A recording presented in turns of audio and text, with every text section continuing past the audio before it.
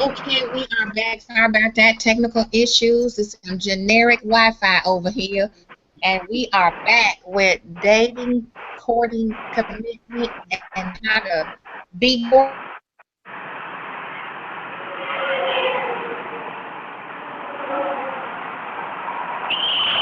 We're Are you good? gonna get this party started.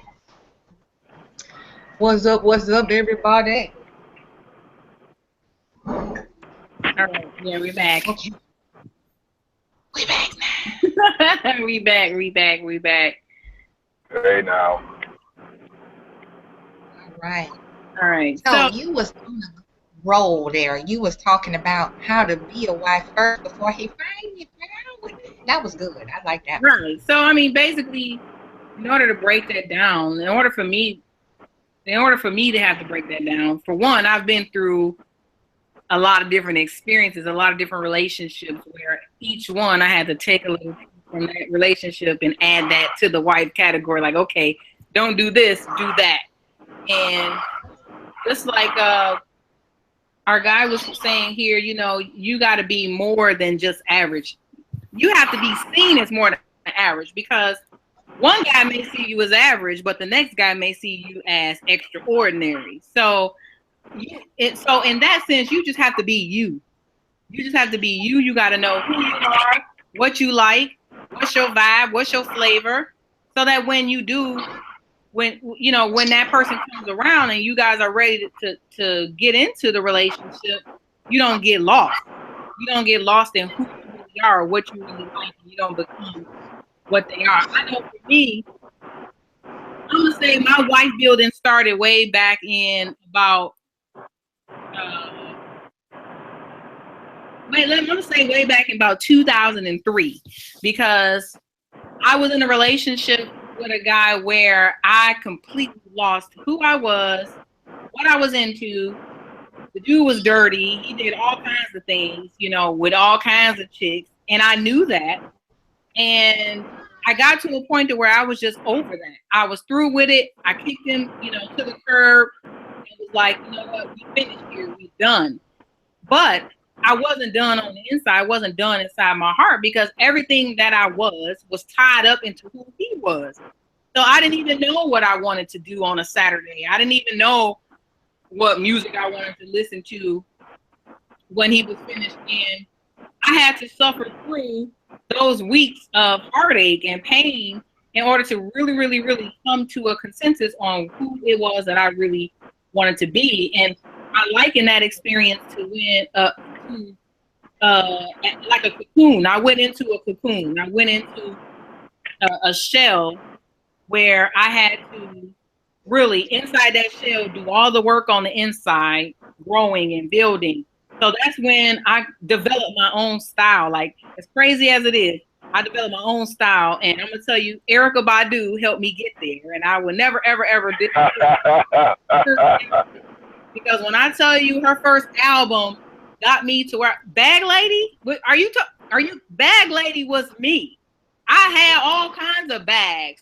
I had every kind, not just literally, but emotionally and spiritually too. What she was kicking, I had every kind of bag, all kinds of hang up. I still had that nigga's bags, that I had to bag up and throw out, so I had every kind of bag. So her album, when I say that album spoke to me, like that album spoke to me and healed me to where I developed my own brand of Ayana. And things that I always wanted to do. One thing I always wanted to do was get dreadlocks. I always wanted that. We grew up listening to reggae. My dad's heavy into that, into that life. And we're not Jamaican. I don't have any, I'm sure I got some Caribbean roots because it's in my soul, but I always wanted that. And everybody was like, your hair is too soft. It's too fine. It's too curly. I'm talking about, I went to a lady, she locked me up. I started growing my locks. Everybody's like, why would you do that? It's so ugly. It's going to be dirty. So I had to endure all of that stuff to come out on the other side. Like, this is me. This is who I am. Started wrapping my head. Only person in Detroit rocking some tennis gym shoes with a tracksuit on and a head wrap. Like, nobody else was doing it. Nobody else was doing that but me. And the other thing that I did was I got more friends. Like the friends that I had, we kind of like we kind of like separated for a little bit of time. So I developed some other friendships that were like in the interim, and I started doing things that I always wanted to do. We jumped in the car. Me and my girl jumped in the car, went to Mardi Gras on a whim. Just jumped in. I just called her up like, hey, you want to go to Mardi Gras? How long did it take to get there? I don't know, about 19 hours. We just drove. We just got in the car and went, and on a whim, got to Mardi Gras. I was flashing, doing everything, just lived it up, like just everything that I ever wanted to do. I became an Eastern Star at that time, and learned all about old head chilling. Like that's that kind of chill that that's a different kind of chill, where where cabaret style kind of chill. You not clubbed and you chill, but all of those people taught me so much about myself, and I've just developed a whole new me, a whole new of who I am. And my mindset was more like a dude at that point. My mindset was, I don't want a relationship, I don't want a man, I just want to do what I want to do, have fun doing it, and that's it, and that's all. So if that means we're gonna just do sex only, then that's it and that's all. If we just gonna be friends, okay, that's it and that's all. If we gonna go out, hang out and kick it, okay, that's it and that's all. And I left it just like that. And so that became part of the lure. Like that became part of who I am. It kind of became a little bit of the lure of Ayana, to where, the eyes started to open. And once their eyes started to open, then my eyes started to open. It's like, okay, now I start to see the beauty. Now I start to see the butterfly that I was, the beautiful person that I was, the beautiful flower that my name means. I started to see that because I never saw that before. All I saw before was that girl that had buck teeth and, growing up in elementary, middle school, high school, that was teased, not in the in crowd, awkward, nerdy, all of that stuff, where I didn't hang out with the in people. That was the person that I thought that I was, not the beautiful person. So that whole time just sent me on a different path, like just shot me like a rocket, like to a different path, to where it became all about me and all about what I wanted. Trips to Chicago. That's where I fell in love with Chicago, was in that time, and all my Chicago people.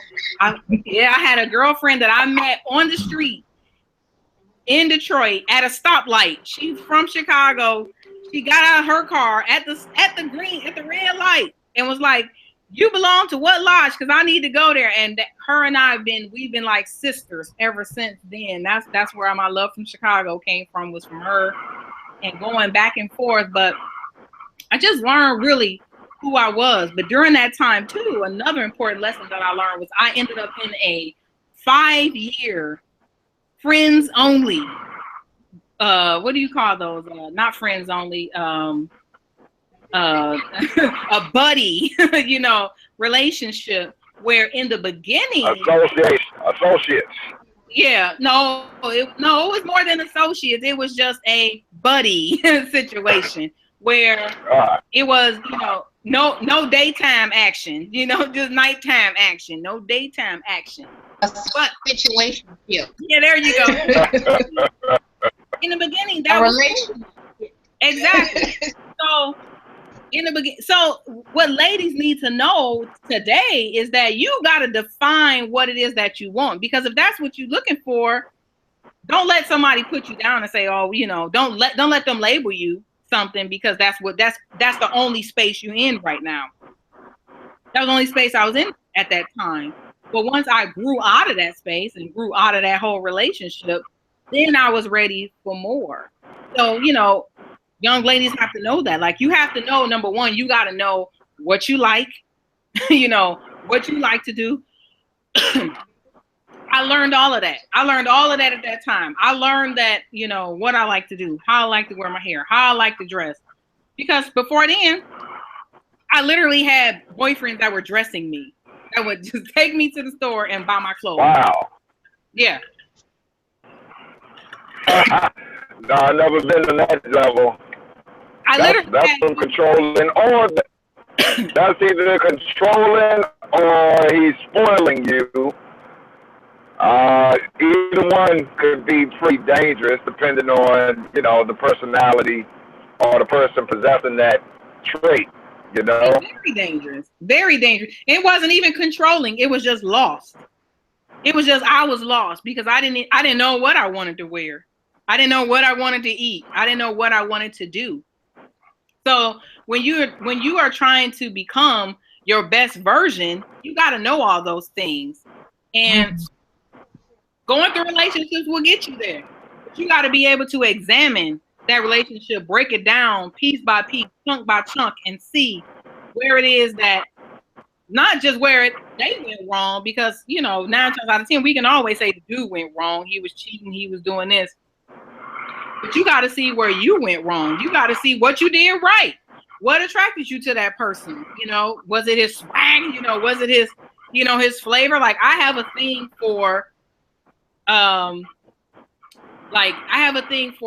that can dress like up and down and make both of them look good at the same time. Like you can go all the way to a suit and look and fly and be fly, and you can break it all the way down to a wife beater and some shorts and still look fly.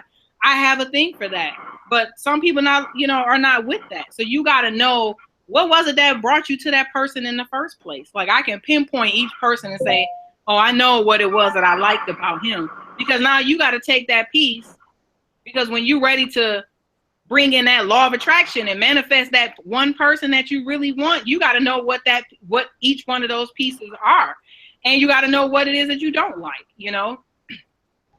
but moving down the line, I went in and out of different relationships to where, to where I was, maybe not ready, but then when I was ready, I was, like I was saying, I was that trainer. I was the marriage trainer for these guys, where I'm training them and then they go find they go find another chick and then they marry her. Oh. So I became. I see what you're saying. You was the training chick. Okay. Yeah, I'm the marriage trainer. You was the kid. Yeah, I'm the trainer, and I know I'm the trainer because they're almost all the relationships I've ever been in, we are all friends today, and I still have some form of communication over some time, not constantly, not consistently, obviously, but we may touch bases here and there a year or two down the line, and they all have said that. Like they have all come back and say, you was a good lady, you was a good girl, you were good for me, like, but I wasn't ready for you. Like I wasn't ready for the kind of person you was. But that next chick that came around, they were like, oh, okay, I done already been here, so let me go here, and boom, they're marrying her. So yeah, I was a trainer, And I could probably take pride in that. I could probably train a few. No, I get it. I get it. I totally get. I don't know if you all can hear me clearly, but that works two ways. I'm traveling, so the signal's gonna come and go. Are you able to hear me? Yeah, we can hear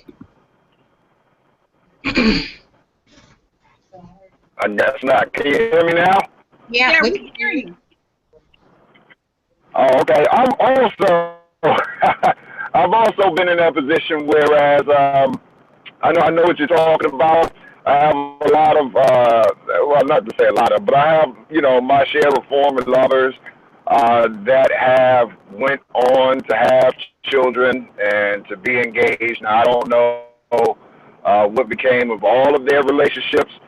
I know because I'm still friendly with all of my exes. I happen to be one of the lucky ones who never really broke up violently with any of my past suitors. So I've also been in that same position that you're talking about. Now, half of that falls back on me and what I did, because I'll admit to everybody, I'm really, really bad at relationships. I'm bad at listening. I'm not that dude. Like, if I say I'm going to do something, you can expect me to do it, but I'm really, really short on communication. I don't really answer mundane questions. Like if you leave one day and you know that I didn't have a shape up or I didn't shave, rough, and get a few hours later and I'm bald headed and got my mustache, goatee turned up, looking nice. When you walk in, you say, "Oh, you shaved?" And that's a question, and I don't know how to answer that. Me on the out.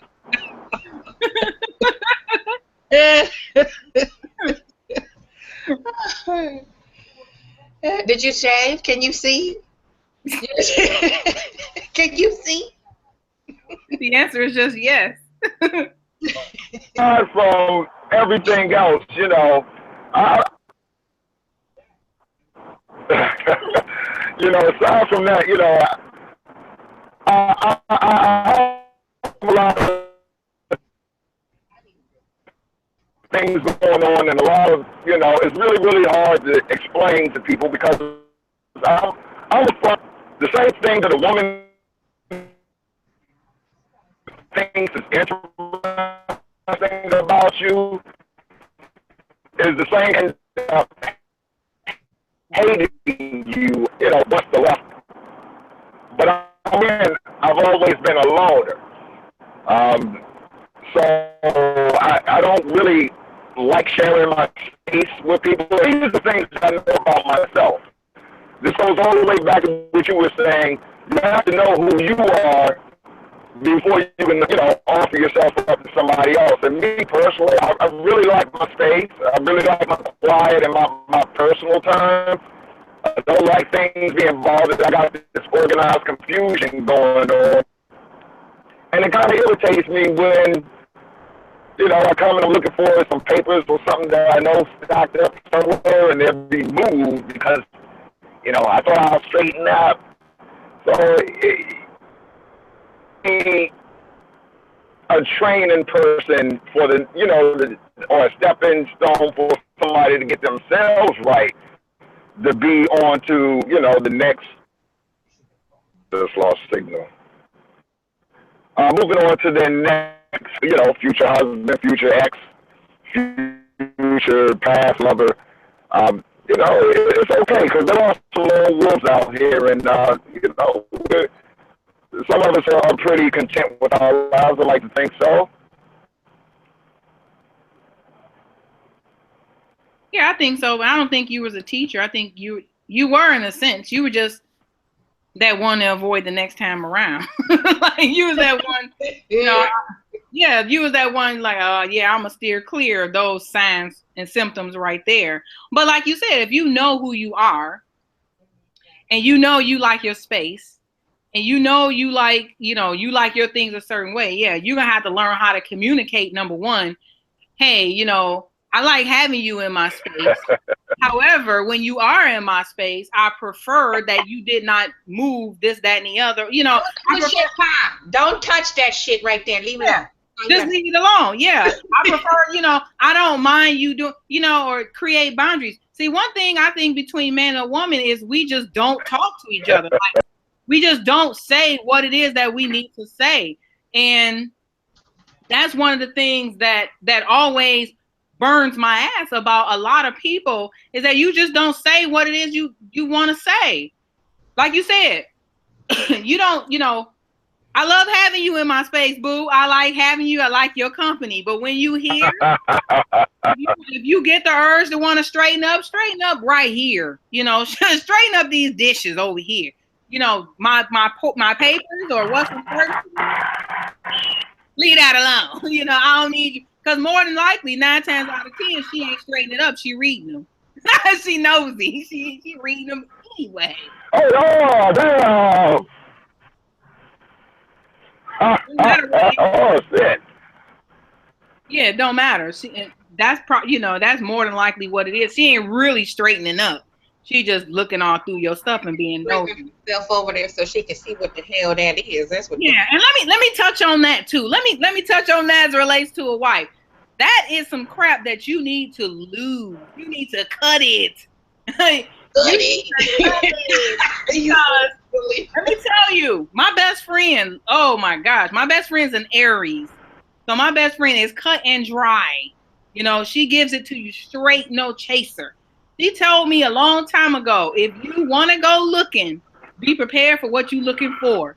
Be prepared to see it. Because if you don't have it in your mind to find what it is you're looking for and cut that dude out your life or deal with it, don't even look. Don't even look. Thank you. Don't even look. And so what with the snooping and all that stuff, I just don't find it necessary because I feel like what's done in the dark is going to eventually come to light anyway.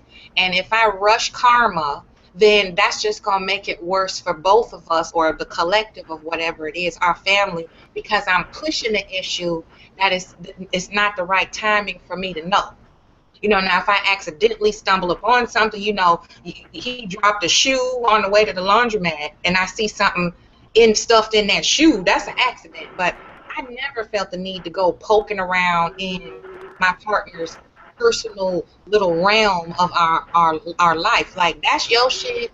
Keep it over there. Because I don't want to clean up that shit. So I don't want to even go over there. You know, like when I was married the first time, I walk past his stuff like this. I'm like, don't worry about me touching it, because that's just more work. You know what I'm saying? I don't want to clean up your shit, mine too. You know what I'm saying? And I got a business, and I got to go to school, and I got to do. No, I don't need to be poking around in your stuff. I'm tired. Yeah, I'm too tired to be snooping. One thing that chicks these days, and from the old and from the new, that is not a new school thing. A lot of old chicks is doing that too. You need to cut that out. That is not wife material. Dude will cut you off. You will get cut off faster than Comcast cutting off the cable. Doing that right there, because it's like you said, it's unnecessary. If you gotta go and look, then you don't need to be with him. Period. Like if you, because it's that's bad news. That's my thing. If I ask you, is this so and so going on or whatever, and you lie to me, I'm gonna leave it right on there. I'm gonna leave it right on there. And but hold on. Because, you know, even if he told, sometimes we tell the truth, and the truth ain't good enough sometimes. I was going you tell me the truth. And I said, now, is this the side piece right here? Yeah. Then, like you said, cut it. I'm prepared because I know the answer already. I don't ask the question that I don't already know the goddamn answer to. You got to be prepared. You got to be prepared to deal with that, and you got to know what your next step is. Because if you are snooping, now let me tell you my story about me snooping one time. Oh, my gosh, one time. The dude that messed me up, that's how he got kicked out. Because we laid there the same day Aaliyah died. I know the day that it was, the same day Aaliyah died. She died that morning. He laid down in my bed and took a nap. And he was fooling around with this chick at my job. And I knew he was fooling around with the chick at my job because my boss helped perpetuate it. And she knew because we all worked together. He laid down in that bed and went to sleep. I took his cell phone and I went to the bathroom and I could hear the tones of his voice, of his password. Now, don't ask me how I knew all of that. Don't ask. I don't know. But I went to the bathroom and regurgitated the password. Boom, I was in there. Baby, when I tell you that I heard some of the most lewd things in my life, I thought the man was a damn pimp. By the time it got to the end of the messages, I thought homeboy was a straight up pimp. Like, dude, he got hoes on the corner? Like, what the hell is going on? And that very last voicemail was a chick that I work with. I rose him up out of that bed like, dude, you got to go. You got to go. Because I already knew. And he was like, oh, you going through my phone? You know, and he was just like, you know, he tried to lay the guilt on me. And I was guilty. You know, you went through my phone. You shouldn't have been looking. I said, you're right. I shouldn't have been, but I did. It's over. You got to go. Mm-hmm. And I had to end it, you know, just like that. But see, chicks today, they going around snooping and they getting mad and going off and then they take the dude back. That's what I was going to say is, too, you know, because I used to go through this with my mama. Bless her heart. And I'm not dissing my mama. I'm just using it as an example of the elders versus the younger generation. Generational parallel. My mama used to snoop a lot, and I would catch her. And being that I was daddy's little girl, we was adversaries. Mm-hmm. So long story made short, I would tell her all the time, you're not going to do nothing about what you find. So why do you even bother to look? You already have the answers. How much more confirmation do you need? You see, if you're not going to do anything about it, ain't no sense in looking. You already know what he's doing. And the thing about it is does it make you sick as the woman or the man sick as the cheater or whatever, which you keep looking and you know what he's doing and you don't do nothing about it. Doing the same thing over and over again, expecting different results out of snooping, and then you just making yourself more and more angry. And what you want is details. You don't want answers. You want details to what you already know. And that, to me, is very dysfunctional. If you can't trust him, then you don't need to be with him. If you got to be an investigator in your relationship, then you don't have a relationship.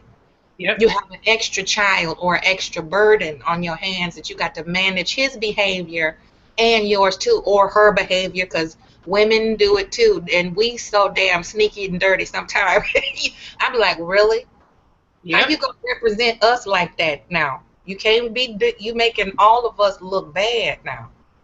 That's Yep. below the ladyhood. Okay, we can't go below the ladyhood. Yeah. Yep. Yep. You can't. So yeah, that's definitely one thing you got to know about yourself, is you got to be confident in yourself enough to know that, you know, like you said, everything will come at its appointed time. It will come to you at its point in time. You do not have to go around doing drive-bys to see where his car is at, and you know, if he at work on that day. You do not have to do all of that. You do not have to go through phones and messages and Facebook messages. And now, you know, my husband not on Facebook. He was on Facebook. He got off Facebook because that's his personality. His personality is he's not into that kind of stuff. Mm-hmm. But when he was, and when our relationship first took off, before we even got married, I told him right off the bat, look, Facebook can't ruin what we got in real life. So if it's some junk going on Facebook, we gonna deal with that in real life.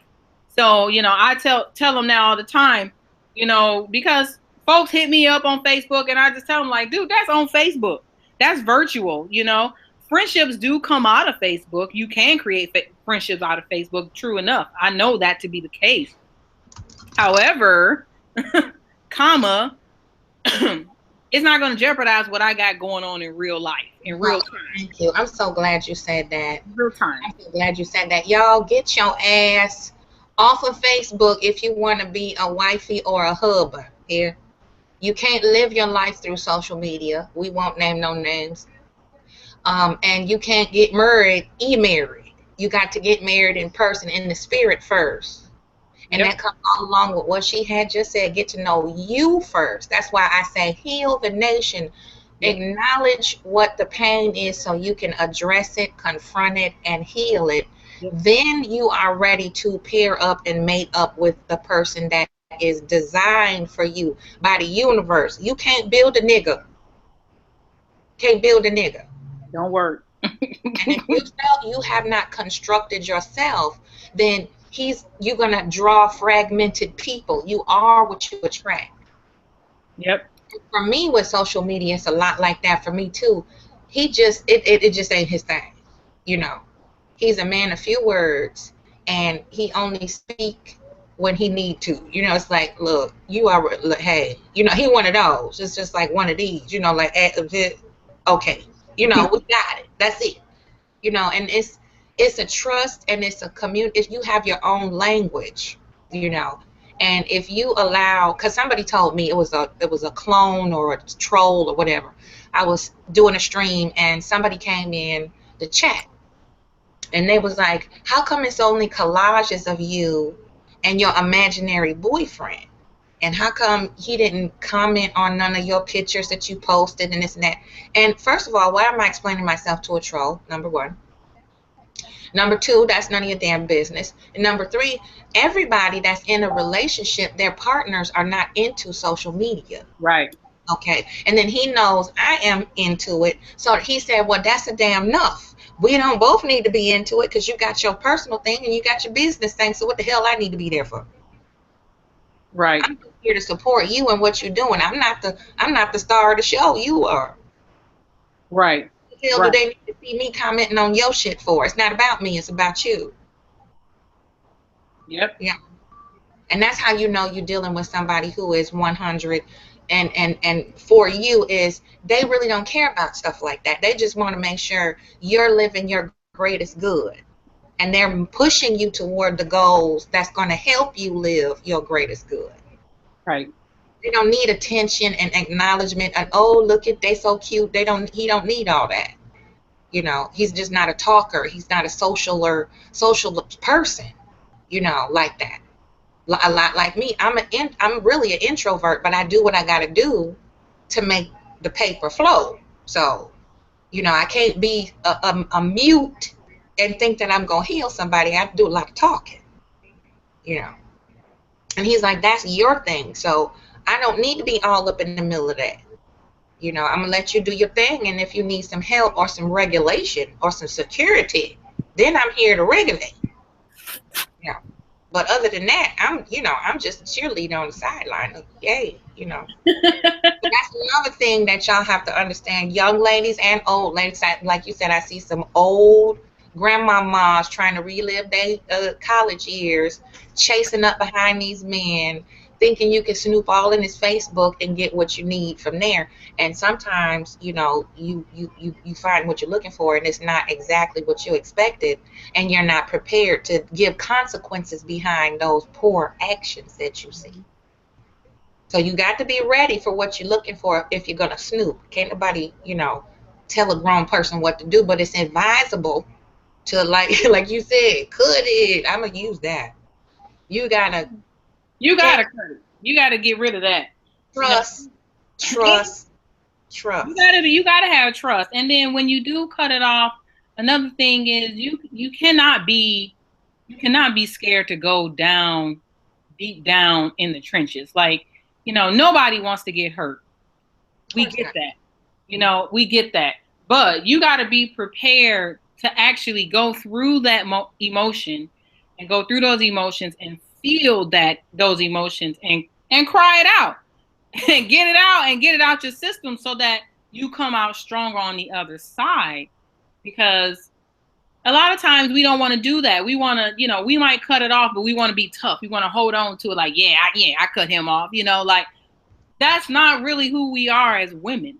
That takes away from our softness, our nurture, you know, our nurturing ability, you know, what we need to do as a mother. Like us women, we have to be able to inject that emotion back into our children and our husbands. They rely on us for that. So as a wife, you have to be able to go to wear that hat.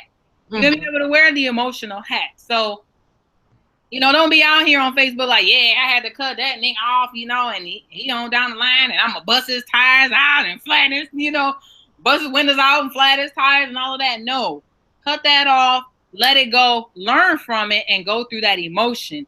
It's raw, it hurts. It hurts like hell. I'll tell you, it hurts like hell. But what I say is I give myself a good 14 days to cry it out. I give myself a good 14 days to cry it out.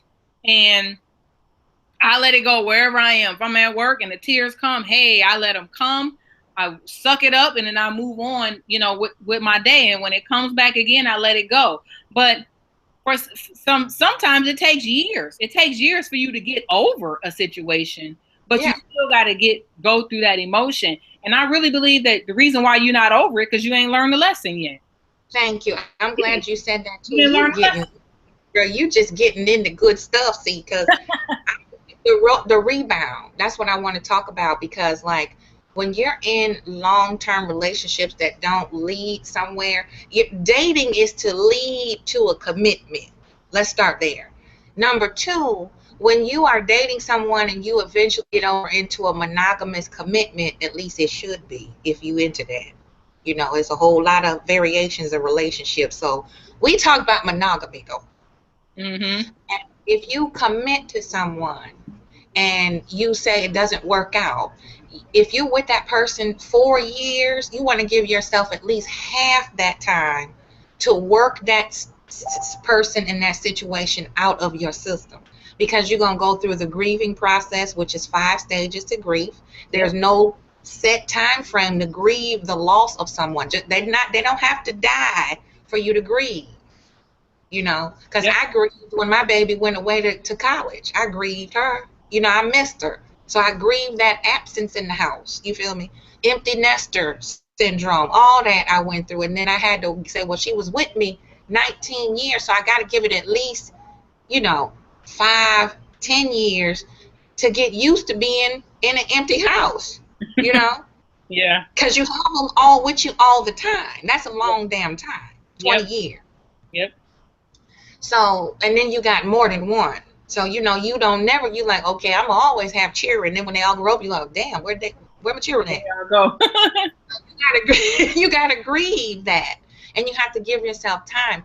The best cure to a broken relationship is not a new one.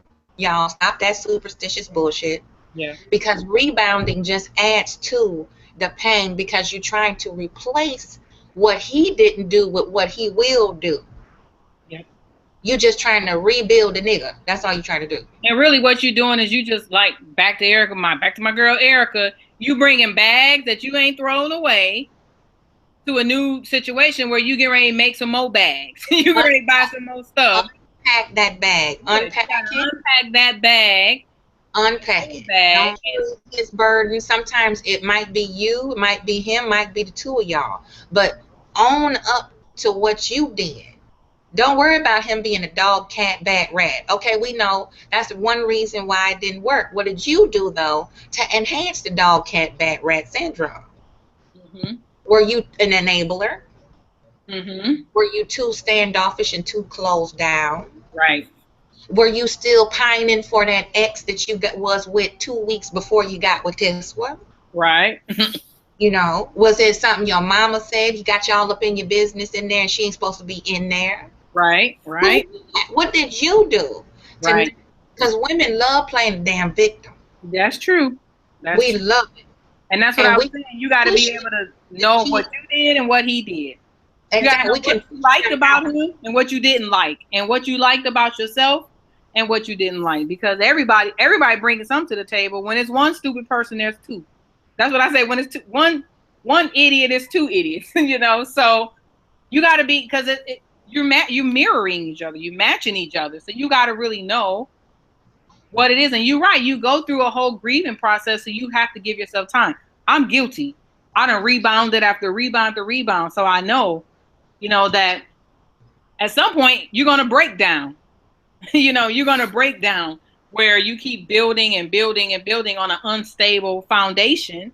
Mm-hmm. You're going to crumble. It's going to break down. And, for me, that breakdown was not that long ago, by maybe 2011, for me, where it was just broke down before I met, my man, before I met him. I ain't gonna put his name. Yeah. No, but, but before that, and even that, like, knowing who you are, you also got to know what you would tolerate. You got to know what you like and don't like. And then let me say this about knowing that too. Law of attraction is very, very real. I will tell you that 100%. That's why I preach it so much. That's why I believe in it so much. It's very real. Very much. Every dude that I've been with either was a smoker or a drinker. And growing up, my mom had a dude that was a drinker. He was an alcoholic. He was very abusive. So I saw that. And I got, smokers in my family that was abusive. And I saw that. I did neither one. I never latched on to any of those types of things where it became an addiction or a form of addiction for me. However, that was something that I always said that I did not want. Mm-hmm. And what you focused on, what you don't want, law of attraction says you're going to get it. So I kept getting it. I kept getting the smokers. I kept getting the drinkers. And I kept saying that I don't want that. But I didn't understand law of attraction. I didn't understand how that worked. And when I met, my now husband, he was in the same form. He was in the same form as everything else. Don't you see them pictures up there in the background? Yeah, we look good, don't we? She's purred now. We purdy. So yeah, and when people see that, they go, "Oh, y'all look so happy." We are. Show the ring. Show the bling bling. Show the ice cube. Let me see. Oh, I ain't even got it on. It's blank. It's blank. It's blank. I ain't got it on. But she's married now, y'all. So y'all listen up here. There's happy people. There's some happy, healthy peoples. They cheering is happy. They love each other. So listen to what she say here. Yeah, but even when I met him, he was in the same form. He's in the same format, you know, because I was still looking for me. Like I said, I'm the teacher. I'm the teacher how to get to the wife. I'm a builder upper, you know. So here I am. Oh, I'll tell you this. My biggest insecurity that I had to break down, and ladies got to break this down about themselves. You got to find out what your insecurities are. My biggest hang up. Honest about your insecurities. Yeah, my biggest hang up, Angie, believe this or not, everybody I tell this to, they crack up like, for real. I was hung up on dudes who had degrees.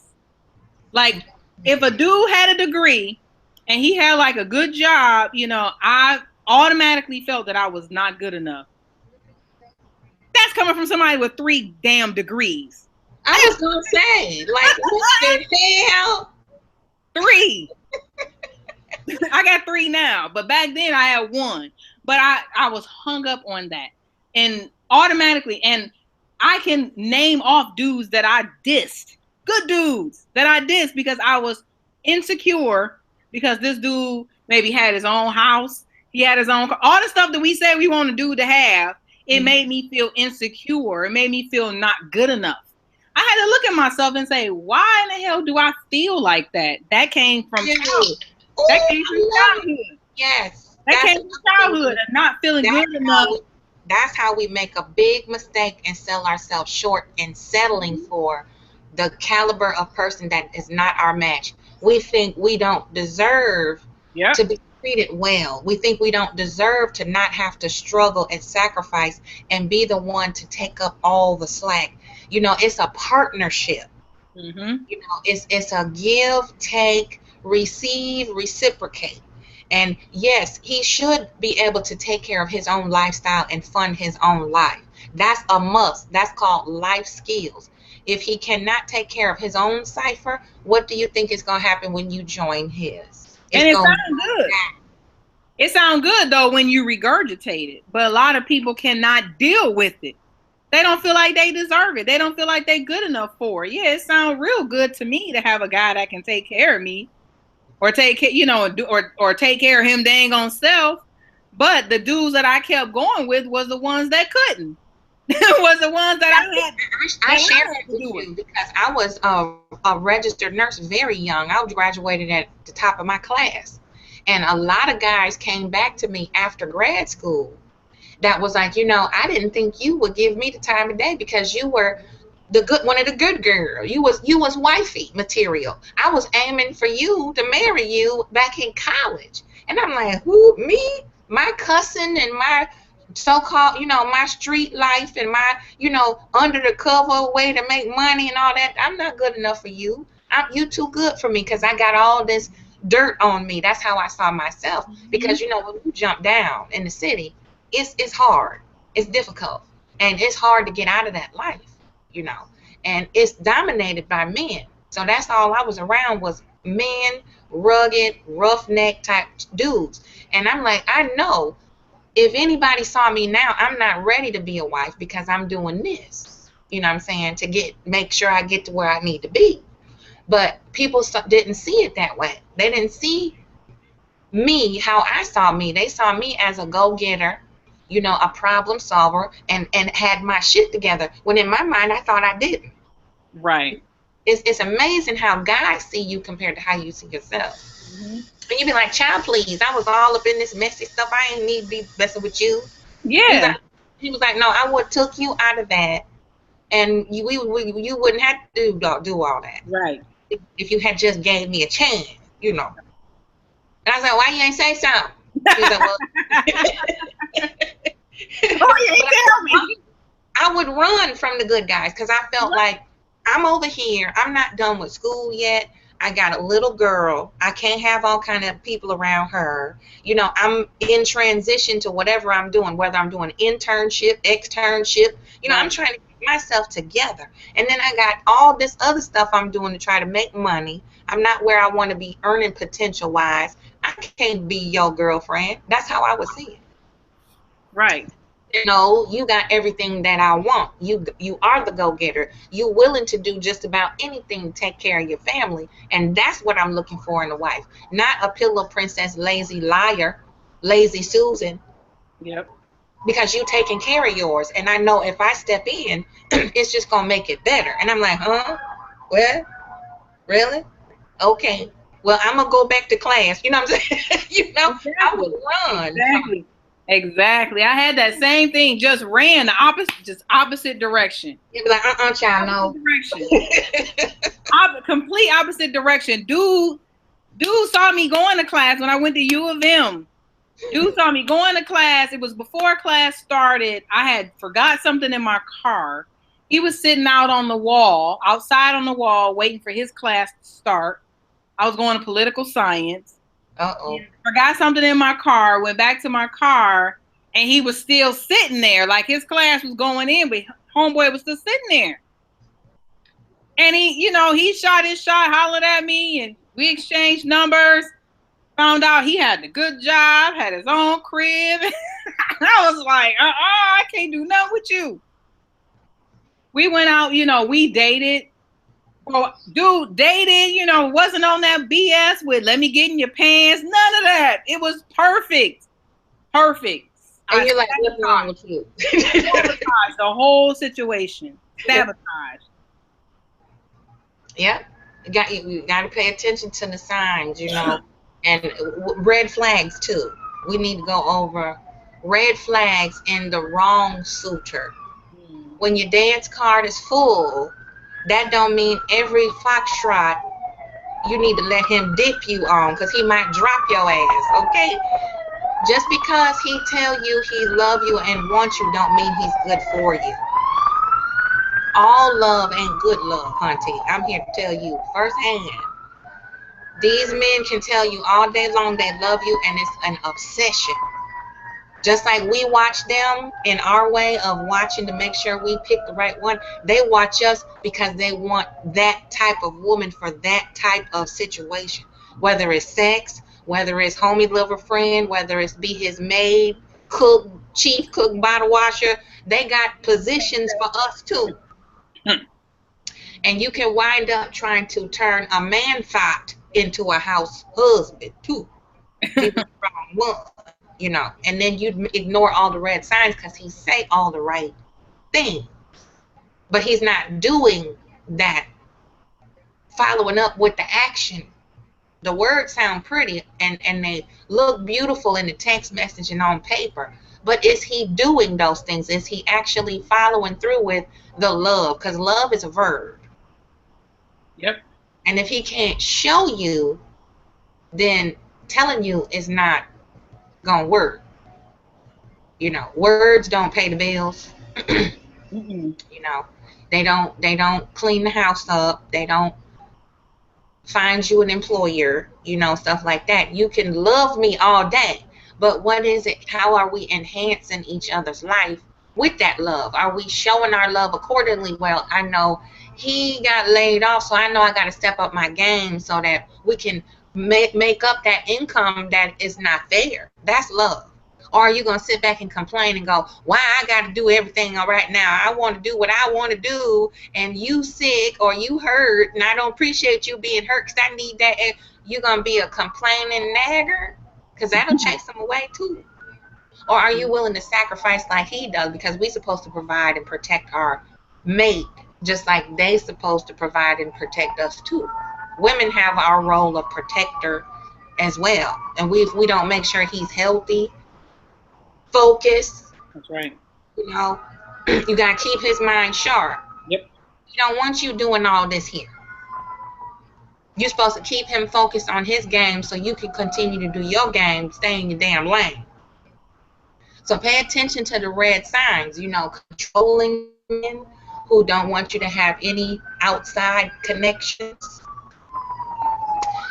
Men who are overly, addicted to things like liquor, drugs, narcotics, things that are unnatural, synthetic stuff.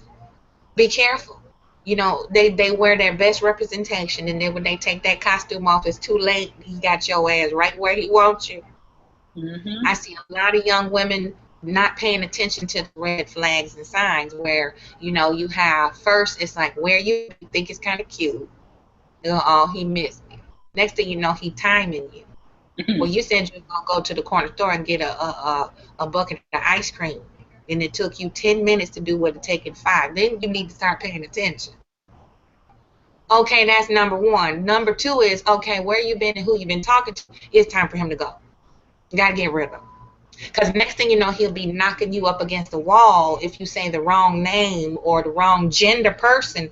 You got to nip it and tuck it with that controlling stuff. Mm-hmm. And then another one who do all the talking and don't do the doing. That's another red sign. I'm going to do this for you. I'm going to do that for you. I'm going to take care of you.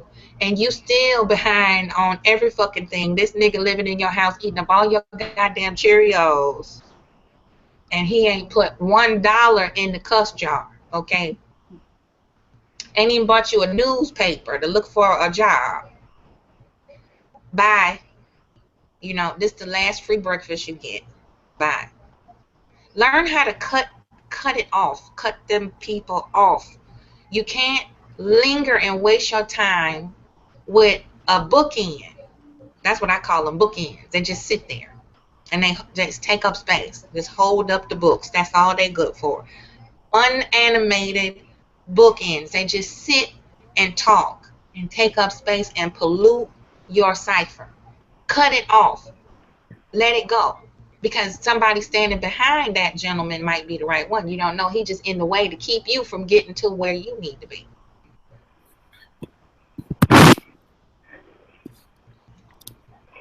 Here I come. Yep, here I am. All right. Okay. Yeah, what I was gonna say to that, because my back situation, I had to switch it up. Okay. What I was gonna say about that was you said something. Oh my God, it just rang a bell about the red flag. Oh, here it is right here. Here's my number one thing. It does not take a man all day to know what he wants in a woman. Mm-hmm. Dudes are very decisive, and men usually get what it is they want. That's why you can go to the hood and see a dude that ain't never had a job a day in his life. But he got a Monte Carlo, sitting on dubs. He got some Jordans on. He got the fresh, polo shirt and whatever jeans. I don't know, whatever True Religion, whatever's out today. I don't know. I ain't up on that. He got the gold chain. He rocking the rings. That's why you can see that. Because if there is something that a man wants in this life, he will not stop at anything to get it. And a woman is included. I have seen dudes that has wanted a woman and did not stop until he got her. Yeah. Until he got her. And so my thing, and usually when I tell dudes that off the rip, they laugh. Because I can just spot it a mile away. Dude, it ain't me. I'm not her. And it's okay. It's okay if you're not her. But you got to recognize that you're not her. And you got to let him know, hey, I know that I ain't her. So now, let's redefine what we doing. If we just kicking it right now, we just dating, that's cool. If we know it ain't going to the next level, that's cool. Because then that way you can keep all your options open. You can keep all your stuff lined up. If y'all just doing the homie lover friend situation, that's cool. That way you know if you're not her, that you might not even want to think that, because he might be homie lover friending with somebody else, without no protection. So men it does not take all day. When I tell you it don't take all day, I'm not talking about no year. I'm not talking about no months. Usually when a guy sees a woman, he already has made up in his mind where she will be in his life. And women do the same thing. We already know whether we gonna give him a little piece, whether we might let him, we might let him sniff, we might let him sit next to us a little bit. Yeah, we already know what we want to do. But what we don't know, because usually, we don't know how far it will go. Because usually we tend to lean on the man for that particular portion of it. But he know right off the rip. He already know whether or not Yeah. You lady material, you know, or you wife material. He knows. And I have been adamant at saying this in every relationship, because every relationship that I've been in, except for one, I have not been her. I have not been her. And I have been her maybe at one time or another, but at the time we was in a relationship, I was not her. I was not who he was looking for. And when I brought it out, they thought I was crazy. And it was at a certain point, I just got to the point, just like, I already know it's not me. So I know this is going to come to an end. We'll just ride it till the wheels fall off. And when they do, no big deal. We'll be cool with it. I only have one dude that I don't talk to today after I gave that speech. Just one. But I tell you what, when my now husband, when I met him, not when I met him, but when we linked up, because we've known each other since we were teenagers. Like, we have a mutual friend. So we've known each other since we were teenagers. And through this mutual friend, he shouted out my husband on his birthday. I chimed in on the Facebook thread like, hey, happy birthday, you know, from me. I don't know if you remember me, but happy birthday. When he saw that, homie was in my inbox same day. Ding. That sucker was like, ding. He was on it already off the rip. He was wasn't you so-and-so girlfriend back in the day? Yep, that was me. Yeah, I remember that. I remember you. Yeah, you cool with them way back in the day. Already on it. And when I got to Michigan and we met face to face again, after all, well, we had never met before, but when we met face to face, it was, he already knew. He knew it right then. Like, he just already knew what it was. Everything else we had to work through. And then, just like you said, then those red flags. Because it wasn't flags. Not like, we look real happy up there. But let me tell you, baby, I earned that. Like, I earned that picture. Yeah, talk on that part where you had to go forge through the fire a little bit. You know, you got to go through some stuff to get to a specific destination. You got to go through something to get to something, in other words. You do. And that goes back to knowing what a wife is. Because a lot of people out here getting married just to say they was married, or they getting married just to wear the dress, or they getting married just to have a wedding. And you gonna waste your time and your money. Okay. So you got to know what it is that you want. And I'm going to be completely honest and transparent. I didn't even know. I thought that I knew. I knew what it meant to be a wife, but not as far as being married. I knew that was a game changer. And I knew when he asked me, you know, a couple years ago is when he asked me, like maybe a year, not even a year after we was together, he asked me. It was a game changer, because I knew that at that point, now I gotta put up. Like, this is what I want. Now I gotta put up.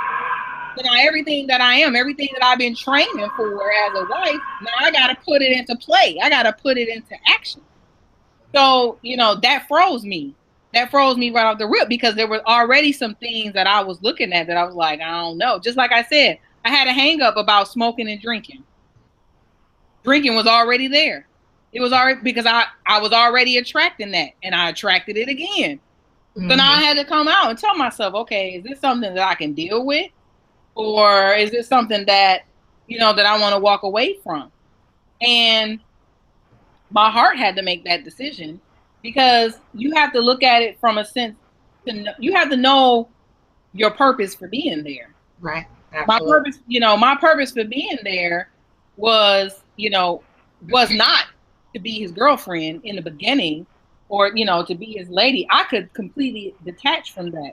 At that point, it was to get him through, because what I saw, because here go again, he got a degree, he got a good job. All he got is this one little dang on issue.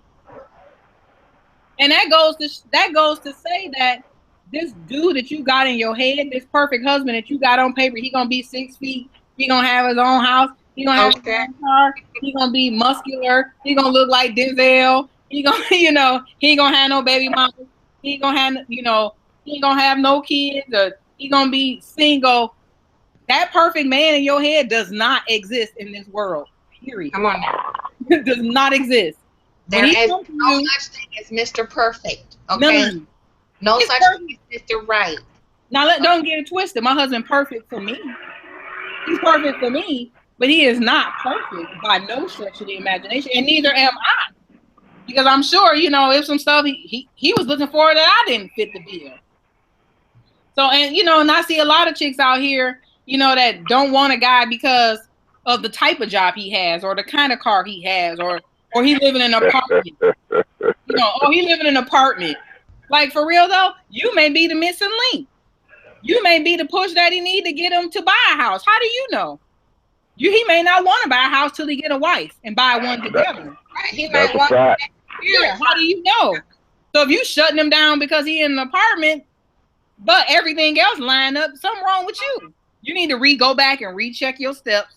Why should he have a house if he ain't got no family put in there? And you know what? And if he does have a house, okay, good. But see, my thing is, you know, when chicks is out here making these, you know, making these blatant demands when they got somebody that could be good and they into them and they done chose you, but you shutting them down for something trivial. Oh, that's a good word. I like how you said they chose you.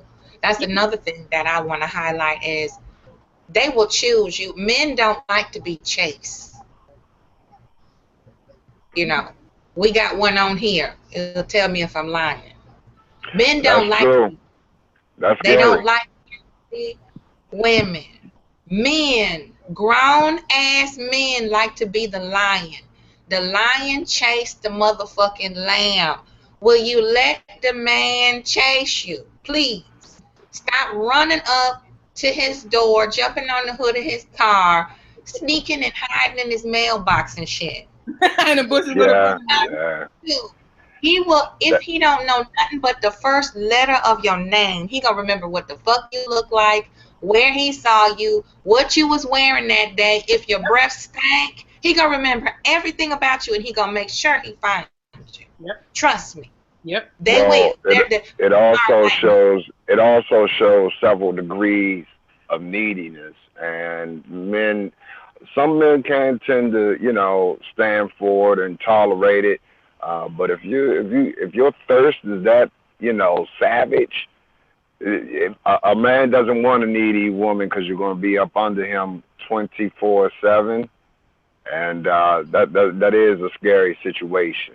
But I'm gonna tell you, Mean Black, if you find that one chick that you really want, you don't give a damn how thirsty is. You be a tall drink of Sprite for her. If you you know, but you know that comes with being a delicate balance of personalities and what's the word I'm looking for? You know, cooperation and negotiation. You know, there's an equal push, pull, give to a take.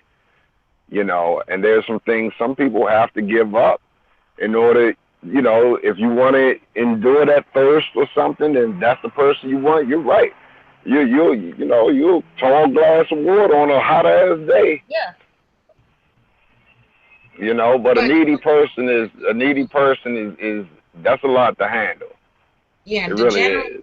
And like I said last night, I was talking to another person, a fellow YouTuber. My grandmother always taught me when a man is courting you, that's the time to get to know each other. Like, get to know each other, what you like, what you don't like, your pet peeves, what your favorite food color, birthday, all that shit. That's what you're supposed to be doing when you date. And then get you damn business. That's what my grandmother and aunt used to tell me. Get you some business, gal. That's how they used to tell me. If you dating him, let him miss you. They like missing you. Trust me. That's the most important thing. I was having that conversation with even looking for you. Like when he call you, don't answer it on the roof. You know, let it ring a couple times. You know what I'm saying? So he said, where you was? Oh, I was just in the bathroom. You know. See, then you got something to talk about. But if you texting him throughout the day, he works 16 hours. You calling him as soon as he get off the work. He in the car trying to get home. Then he hop in the shower. You in the shower, handing him some soap. Then he get out to take a shit. You patting him the roller paper. Then you in the kitchen, what you want to eat. Let him miss you. He'll ask you for what he wants. You know, on the opposite on the opposite spectrum, though, that type of symbiotic dependent relationship, it does work for some people. It really does. I know several combinations of those type of personalities, and they seem to love it. I'm at no extent any kind of relationship expert. Like So codependent, like you that's healthy. When you codependent on somebody, to just be your everything, and as soon as they leave, you fall apart. Now that goes back to knowing who you are. But like he was saying, some of those relationships do exist. True that. Me and my husband do that all the time. he can leave out of the house, get in the car, and call me from the car, or he'll say I'm leaving. Call me when I get in the car. So and we can sit here some days and we can text back and forth all dang on day, and then he still get in the car and call me. We tend to be with each other like salt and pepper. You don't see one without the other usually. Not usually. I mean, it works, but you have to know what works for you. You got to know if that is his flavor. Exactly. Because if it's not his flavor, then yeah, he's gonna be annoyed by it, or she might be annoyed by it. It could be by it. right. So you got to know. You both have to know. That all goes back to making sure that you looking at all the signs and that you are equally yoked in some sense, that that you the yin to his yang and vice versa. Because if you can't get along and you're not really feeling some of the things that he do, don't ignore that. That's not a fit for you. You need to move on. If dude call you as soon as you leave out of his house and you get to the car and he calling you and you don't like that, you communicate that. And if it's something that he can't change, then you need to move on. That's not a good fit for you, because why would you get married to that? That's what I'm saying. Why would you get married to that? Early stages of your relationship or budding relationship, that codependency is not good. Right. He knows you, he want to get to know you, so let it breathe a little bit. Give it a chance to manifest organically. You can't, force something that's just not ready to blossom yet. You can't make the meat thaw out no faster. You just sometimes have to let things organically take shape. Mm-hmm. And you hopping from the leap pad to the lily pad too fast. You gotta let something just manifest. You gotta just. Well, that's a good way. That's a good quick way for you to become a side item too. If you keep showing that you needy and he know he got you like that, oh yeah. Some men, yeah, they'll go out for greener pastures just because I know you're going to be there when I get home. Oh my God. You're not. Yeah, some men, because you're there, you're going to pick up the phone when I call, you're going to answer the text, but you know what? I'm going to go ahead and spend 3 more hours with youngin' here, and then I'm going to come home and call you up. Some men do operate like that. Okay, let me put a red flag in the air. Let me put a red flag in the air based on that one. Flag on the play. Let me put the red flag in the air. If a dude is always telling you some BS in your ear to keep you on the damn team, you always on the bench. You ain't a starter. You ain't in the game. You just got redshirted. You you ain't in the game. You got cut. You need to cut it. Cut that one out, because nothing else that I cannot stand is when a dude will blow some sweet nothings in your ear just to keep you on the team. And you done moved on down the line. You might be with Johnny down the block, but here comes Freddie talking about, girl, telling you something. Or Freddie might be getting ready to get married. Okay, they be like, I'm thinking about making you that wifey boo now. Don't you want to No, you would. Wait a minute. No, you would. You think about it? Yeah. Okay, well let me let you think about this shit. I'll be over here. Exactly. Bye. I had one of my girls. I'm gonna tell you, listen. I got a sister. I got some sisters, and they operate on the same kind of mode some men operate on. So I know what y'all say. Because when I talk to my sister, she'll tell me all types of stuff that I already know, but she's hip to it too. When she gets approached by men, and they go through the initial, hey, how you doing? My name's such and such. That's my car. This, I live over here. This what I make. She can entertain it, and she lets me know. She's like, she say, hey, but these guys, they think they slick because they don't answer the phone at night. They disappearing at certain times of the day, and then call me at certain times of the day. Like I don't know what's going on.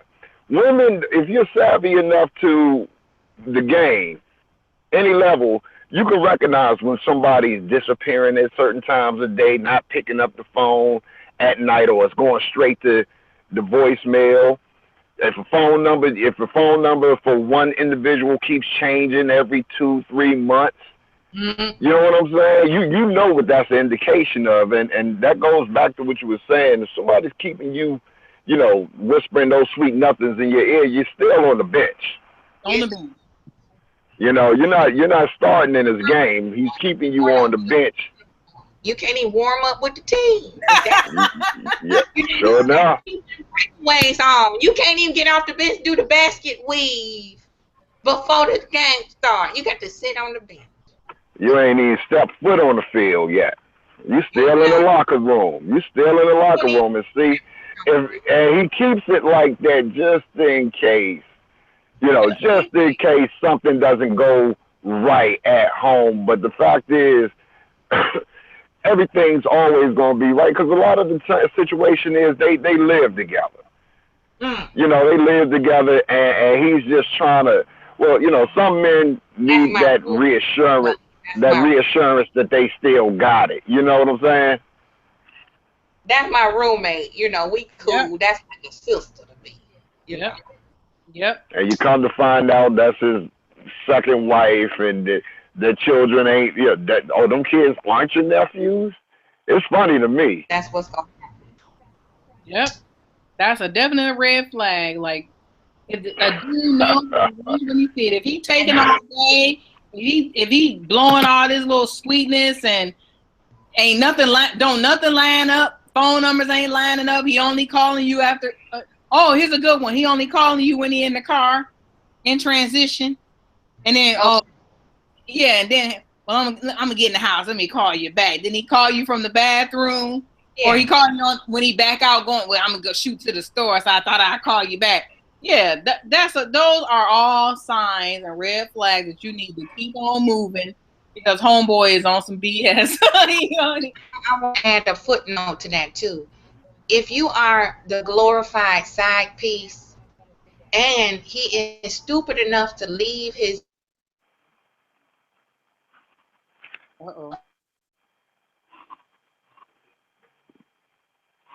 1, 2. Let's see if she come back. I'm still here. All right. Am I back? Yeah, you back. Start over. Yeah. I was saying, if you think that you winning when you are the side piece and he leave his woman or wife for you, how some of them leave and marry the side piece, you just left the side piece position open.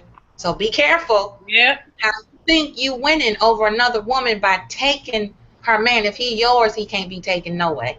Hell, who just went through that? Brad Pitt and Angelina Jolie. They did Jennifer Aniston dirty. Dirty. That's the gate wide open. That's the gate wide open. You right about it. Position open. You playing point guard for this nigga. And don't you think he gonna line him up another side piece to see how far he can take it with you now? As soon as he feels settled, I'm trying to tell you, if you break up with his main woman, especially if they live together and he has to move in with you, she's already your number one contender. I'll let you know that right now, because it only takes about 3 or 4 months before he gets to missing her, before it's incidentally texting. But see, he'll have to run the same game on the ex. Yep. That he ran on you. He'll be calling her at certain times of the day. He'll be texting her while he out running to the store and stuff, and you know she's gonna play dumb, and that game goes on for a long. You know, it's gonna be it's a revolving door of failure.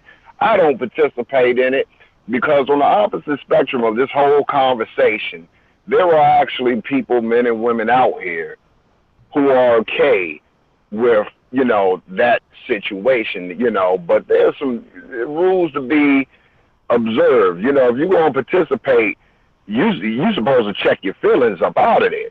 Respect the game. You got to Yeah, respect the game. you got to respect the game. Don't be showing up at nobody's job.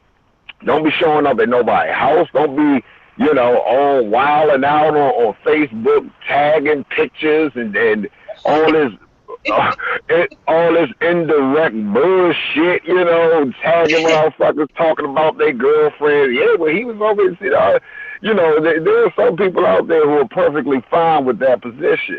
And, you know, more power to them. Just play it safe. Please don't spread no diseases because I don't want to bump into y'all. Yeah, hello. No, stay in your lane. Like I said, been there, done that. Like I said, I done been there, done that, and got the T-shirt. You got to stay in your lane. You got to stay in your lane. So if you know, and in my situation, there was not a main chick. So it was just that the door was open, you know.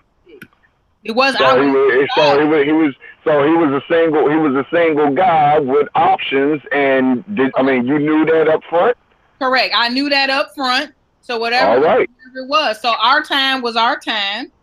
And then when it wasn't our time, I went off and did whatever I had to do somewhere else. I wasn't blowing up the spot. You got you some business. I had some business. I wasn't blowing up his spot. I wasn't doing no drive-bys past his house to see if he had somebody else over there. Yeah, I wasn't all up in the window. That wasn't. That's right. That was not me. So, no. Times in a row. Where you at? Where you at? No. If I call and he don't answer the phone, then hey, I might leave a voicemail or or whatever, and then you move on down the line. You go on. There you go. And when he called back, he called back. And if he don't, he don't. You know, like it was period of time, 3-4 days went by. I'm like, dang, bro, what? Thought you fell off. You know, like where the heck was you? You know, where were you? You know, he told me where he was. I was just like, oh, okay, then, dang, that's crazy. But yeah, but see, the thing is, you know, you should. The thing is, you didn't have an opinion about where he said he was, and now it's just like, yeah. No, and it was what it was, and it was mutual and it was respectful. So at the same time, when I was there, it wasn't no chicks knocking on the door, you know, or busting out my windows, you know, on my car. It was none of that. Spray painting your car. Yeah, it was respectful. So what? I to this day, I don't know what the hell he was doing on the flip side. I know at some point he ended up back with his ex, and they was doing their little thug thizzle or whatever on the side. And then I let it go. When I found out that that's what it was and they was moving in, they moving forward, you know, got a baby on the way, I fell off. Like, all right, then y'all do you. Yeah, congratulations. Good luck and Godspeed, young Jedi. Exactly. That's but then I got that talk. He was trying to keep me on the team. You know, it's like, no, don't. Oh, yeah. I retire. Let me go ahead and retire. Let me change teams, man. Let me go. Release me like Barry Sanders. I'm going to retire on you. Let me go be my free agent here. See my worth. Let me see my trade value. Yeah, he ain't want to let me trade. He ain't want to trade me in. I'm like, dude, you in a good space. You know, you got y'all living together. Y'all doing y'all little thing. You got the baby on the way or got the baby or whatever. Hey, let me fade to black. You ain't want to let me fade to black. That's another key. Cut it off. If he's for you, you know, this goes for both men and women. If he or she is not for you, because I've had this happen to me recently, and Mean can attest to some of the shit. It was fucked up. You know, you can't have a conniption fit when you told no. No, you can't. You can't have a epic meltdown because you want that one person and they don't want you back. Mm-hmm. You got to be a grown up about it and say rejection is part of life. We're not cut from the same puzzle pieces, so we don't fit. So now it's time for me to take my ass on somewhere and shut the fuck up and have a couple of seats because she said no or he said no. So I need to have a seat meditate on why I was told no, and then maybe I can tweak myself because then I can prepare myself for the one that's gonna say yes. There you You go. can't, you You can't live go. and you live and you learn. But see, some men get selfish like that. Yep. You know. Now I've been in this situation too. You know, and I've learned that women are more prone and more likely to be okay with letting you just completely go off and fade to black. Um, it's always the men when they get into relationships that, always trying to initiate the contact, initiate the come throughs, the quickies in the bushes and shit like that. Um, but the women are quick, they'll get their new friend and they'll be satisfied and committed and stuff because, but see that's a little funny too because after they get into the relationship, and this goes, both sexes, is that you're never really dating the person you think you are. You're only dating their representative. Come on Now, now. I'm a firm believer. It takes a year for you to actually get to know a person. Like before you can know what buttons to push, what triggers, if you get to meet the family, Yeah, force. but you'll know what to say, when to say it, when not to say, when not to say it, and in that first year, the representative, he's been paid and he's on vacation for the rest of the relationship. So you're going to really find out who you're dealing with if you guys spend a significant amount of time together.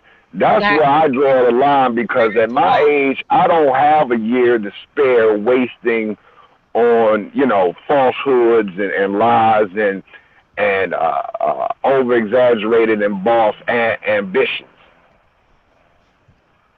Before I find out that I really don't like the person you really are, it's gonna be too old for me to start over again. This dating game, well, I'm too old to be fucking dating anyway. Right. Okay. By now, that's what I used to tell people when they come to me and ask me, well, how do you know when you're in love? Or how do you know when he is the one or she is the one? I said, well, at this stage in my life, I just turned 45 2 weeks ago. And I said, by now, if he and I don't know what we want and who we are by now, we ain't never going to figure it out.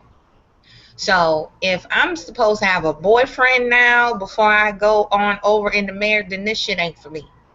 Because I don't have time to go through this back and forth seesaw, maybe is you is and is you ain't shit. Either you know what you want by now, your 40s, 30-ish, 40s, you should pretty much know what the hell you want, so it don't take that long to get your shit together and get it lined up. Hold on. Move forward to get to know each other, Oh, okay. I thought that police was that siren was me. Oh, he thought it was behind you. Yeah. Well, no, I'm parked. I'm looking around looking for what's going on. I see. So you're outside too. No, so I think that's at Angie, where Angie is. Oh. It's a 5-alarm fire. Oh. Yeah, no, but that's you coming from the right place, Queen, because it just really all boils back to knowing who you are, knowing what you can tolerate, because nobody got all day, like you said. Nobody got all this time at this point at this stage of the game to be investing in someone for them to be on some BS. You gotta come with it up front, and you gotta be up front, and that's why Black communication is so important, and you gotta be able to express what your feelings are to her, because if she can't handle or swallow what you're saying, then you already know right off the rip that's not gonna be a good fit. Yeah. Well, Hey, I'm just telling you, I don't know, you might want to be a lone wolf. And if you want to be a lone wolf, then you know what? That's all good. That's more power to you. But I'm just saying, in my particular lady, you're gonna have to speak up and say what you want. Well, in my particular case, see, I've been called this unicorn thing for almost forever. until, you know, I guess when it recently started coming around as a term or something. But Are you the, unicorn? you know, with me in my position, and maybe because my outlook is a little bit different from a lot of people's, and the things that I do are is a lot different, but not that much. Um, so, for instance, when I first started with YouTube, I took it really, really serious as a business. And you, when YouTube and Google AdSense and stuff really started paying off and paying out, you really start to look at it like a business. Like when they send your first 1099, and you be like, oh wow, I could, you know, claim this as, you know, as an independent business owner. You really start to look at things differently.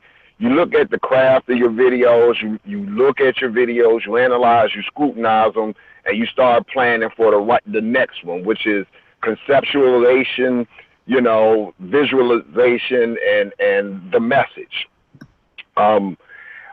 So trying to introduce that to somebody who's trying to get to know you is a real awkward situation where they don't understand. They think it's cool in the beginning. So, oh wow, so you just sit in front of all these screens all day? Well, tell me about it. Show me about it. But see, that's a feigning interest to them. You know, they're faking, you know, they're faking interest. Some people may have a legitimate interest in it. But over time, you know, people get tired of seeing you looking at these screens, surrounded by all these cameras, thinking that they're on and being filmed secretly. And it is really tough to explain your interaction with the community.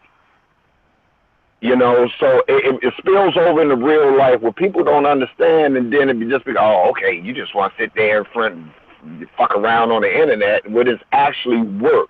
And it's not just YouTube as a business.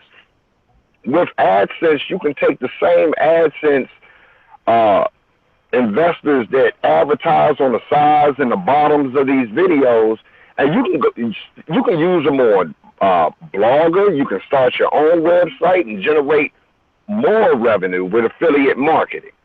But with that, it just comes a lot of time and investment and moderation. And a lot of people, if they're not already interested in it, they don't want to hear about it. Mm. You know, they're okay with you having a conventional job, working 9 to 5, waiting for your check to deposit on Friday, because when you get off, it's just you. You coming home, you're going to eat, y'all going to sit back and watch Strange Things or Real Housewives or whatever the fuck is on TV these days, and go to sleep and wake up and do it again. When I get home from the work, you know, I got to sit back in front of the computers, check which account's getting money. So that's a real tough situation to kind of balance that line there. That don't make sense to anybody, does it? No, it does, because I'm going to tell you that you ain't a unicorn, because I've heard that too. So if I'm a unicorn and you a unicorn, somebody ain't no unicorn. We must all be unicorns. Right. So now, but let me say this, but knowing that about yourself, okay, knowing what you do and what you're passionate about, and what's your bread and butter, and what you're passionate about, and it brings you income and revenue. Knowing that about yourself, introducing that to a woman that cannot accept that gets dismissed. He gets dismissed. Yep. So my thing is that like my mom is always big into, you know, my mom has always been like I call her a man hater sometimes. Like she's I don't need no man for that. And you know what? It was good in a sense because she raised us like that. So me and my sister, we were raised with that. We were raised like that, but I didn't take that to heart because I don't believe that. I believe that out of the 151 million men in America, there is one out here for me. And so there you go. Out of the 157 million females in America, there's got to be one for you. So my thing is just I gotta tweak the application so that when they apply, I know the keywords I'm looking for on the resume, so that either they get in or they get interviewed or they get out. And that's what it's all about. So You ain't gonna tell me I'm into YouTube too.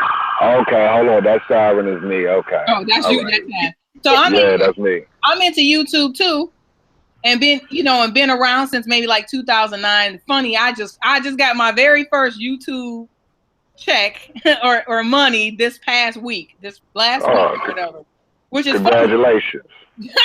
I guess, because I stopped making videos a long time ago. But I watch YouTube heavy. I watch YouTube like TV. So my thing is that knowing me and knowing who I watch on YouTube, there are people out here that's into YouTube. You know what I mean? So again, we just got to tweak our application and our resume process so that when they come in, you already know what you're looking for. And if they can't deal with that, so basically what they saying is that they can't mess with an entrepreneur. There you go. Yeah. Exactly. I would break it down and tell her that. When you there you go. I call Mean Black Dude the Black Iron Man. He's a superhero to me based on what he do, and he need the Black Iron Woman. Yeah. He's a gangster. He needs a female G. You know what I'm saying? That ain't go. It's like, look, get your paper. I'm gonna be over here doing the same damn thing. So I see you tomorrow. That's exactly. I ain't want to, I wasn't trying to toot my own horn, but what's your name, Ayana? Yep. That's what I was saying. Entrepreneurship, it puts you in a whole new frame of mind. Like you don't think the same that you did when you were employed by somebody else. It's always work, or what can I do, marketing, branding, what can I do to spread my brand, my name, my message. And it's very intimidating to a lot of people, believe it or not. It is. Where you think you turn off. The other people that aren't in that mind frame, it's a turn on, but they're intimidated by you because they think you're not smart enough to be with you. And you are absolutely right. It's a different frame of mind. Because Queen will tell you, I just ventured out on I jumped off the cliff when my corporate job laid me off in May. I jumped off the cliff and went into real estate. That was off the cliff, like into entrepreneurship where it was like, you got to sink and swim. Oh, shit. Somebody got fucked up. Well, congratulations with your recent acquisition. Well, let me tell you, I don't know if I'm gonna stay there now because I don't. No. Let me rephrase that. I've always been entrepreneurial. That's already in me. So I'm always dibbling, dabbling in some area, some form or fashion, and in doing something to have multiple streams of income. However, I will say I don't know. Real estate. I'm gonna keep doing it on the side, but I'm gonna go more into the investing portion of it as opposed to residential sales. And I'm just gonna leave it right there because in case anybody need a house, buy or sell in Florida, I don't want to cut my nose. What'd you say? Cut your nose to spite your face. There you go. So I'm gonna leave it at that. But I'm gonna look more into more into investing and stuff like that, working with investors. Have you considered getting into accounting? No, I ain't got time for that. See, sometimes some things I don't have time for. Like, I ain't got time for that. See, when I say I know myself. Some things I just don't have time for, and I know. Right. Every now and again, I don't like talking to folks. I've been doing property management for 16 years. I've been doing property management. I've done almost every facet of property management that you can ever think of and imagine. I've been down in the trenches, Section 8, conventional, whatever. I've done that, been there, done that. And I like that. That's my thing, my lane. I like that. So I know what I like. And so I'm just going to stay in my lane. I'm just going to stay in my lane. And every time I tell myself that, I get on something else and I'm like, nope, stay in your lane. Mm-hmm. Oh, I could definitely dig that. I'm a Leo, so we born natural leaders. That's just how we get it. But my thing is, I would because I have a Taurus undercut moon sign, so I'm very, down in earth and grounded. I would make a cold ass vice president and wouldn't care to be president at all, but I can be a cold vice president, like I understand. No, I understand. You take the orders and disseminate them, you know, and delegate it out. You know, I can mastermind with you, with the president. We can come up with some great ideas. I have vision and all of that stuff. I'm a good leader. But at the end of the day, so you're a good support figure, good support structure in a team environment. It goes back to me training men for marriage. I'm good support piece. I got your back. I got everybody back. I got your back. But you know, that's very cool. It boils down to really knowing what you want and knowing what you can deal with. You know, I didn't know whether or not, you know, my now husband would be cool with me, my brain being all over the place. You know, because it's literally all over the place. You know, I got notes and stuff where I have an idea, I write it down, and I'll jump all on that, and then I fall off. So because I like newness of projects. You know, I like newness of things. I have plenty of ideas that I give away to other people. Like, hey, I got this idea for a blog talk radio show. I gave it to a friend. He done blew that thing up. Got sponsors, making money, doing all kind of things. But that's just how I am, and I didn't know that if he would fit with that. So. Yeah, what you're saying is, homegirl can't deal with an entrepreneur. Then you already know. Okay, then you know if you need a 9-to-5 nigga, then you need. Man, I'm trying to tell you. You look at somebody else because it ain't nothing wrong with that. It ain't nothing wrong with that. Nothing wrong at all. But if I'm trying to tell you, man, it's fucked up. And it makes me feel fucked up because I know it's fucked up because. All right, check this out. So, you know, more often than not, I've had a friend or two, you know, and I'll wake up. This is my routine. I wake up, I hop right in front of the computer. I got to check emails, you know, check missed calls, check requests, and all this stuff. Then, you know, go brush my teeth, take a shower, get something to eat, come back, sit down, get dressed, and I'm out. When I wake up, I feel like the woman, or I would like for my woman to wake up and do something similar versus just sitting in the bed looking at everything that I'm looking at over my shoulder. Now, that irritates me a little bit, especially if I done went out, you know, did whatever it is the hell that I had to do in the outside world, come back and still check and sit and schedule and route my shit out for the next day, and you still laying in bed. Like, I have a legitimate disdain for people that it's a sad day when I want more for you than you want for yourself. Yes, yes. You know what I'm saying? It's bad when I want, and I mean, this not just for women. You know, this for the brothers too. Like, we were talking about this last night. There's a place for everybody on YouTube to make money. Mm-hmm. If you could just get some people to stop bickering and get up off their ass or do something creative, send them my way. The advice is free.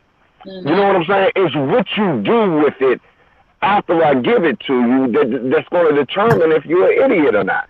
Right.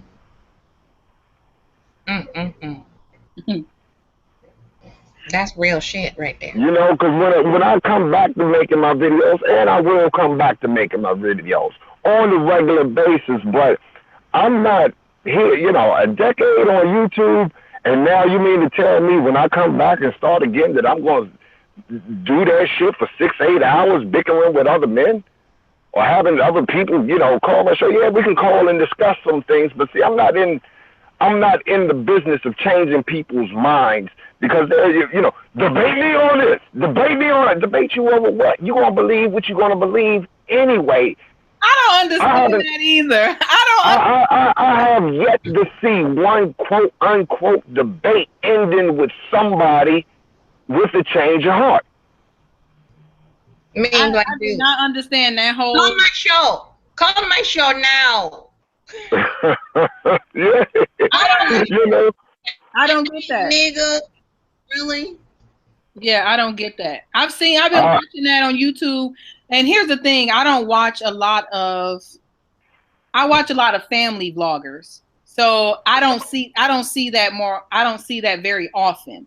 But I subscribe to a few of those black conscious folks like Young Girl, and and I watch some of those videos with what's the other guy name? It's Sarah Netter TV or whatever, something like that. Ira Super City. Yeah, no, not him. His name is Netter. That's his name. And then other guy, Polite or whatever. I have my home. Yeah. Like, now, I'm gonna tell you, I watch them videos when I'm trying to go to sleep because they put me to sleep. And it'd be like an hour long, so like I just put it on and I fall asleep and wake up, it's off. The whole thing off, iPad off, everything. Like, oh, okay, I get it. Right. No, I could dig. I've heard of them. I've never checked out anything, but I will say, you know, the worst thing that's happened to, you know, well, let me preface this first by saying I'm a humanist. Okay, I'm a humanist.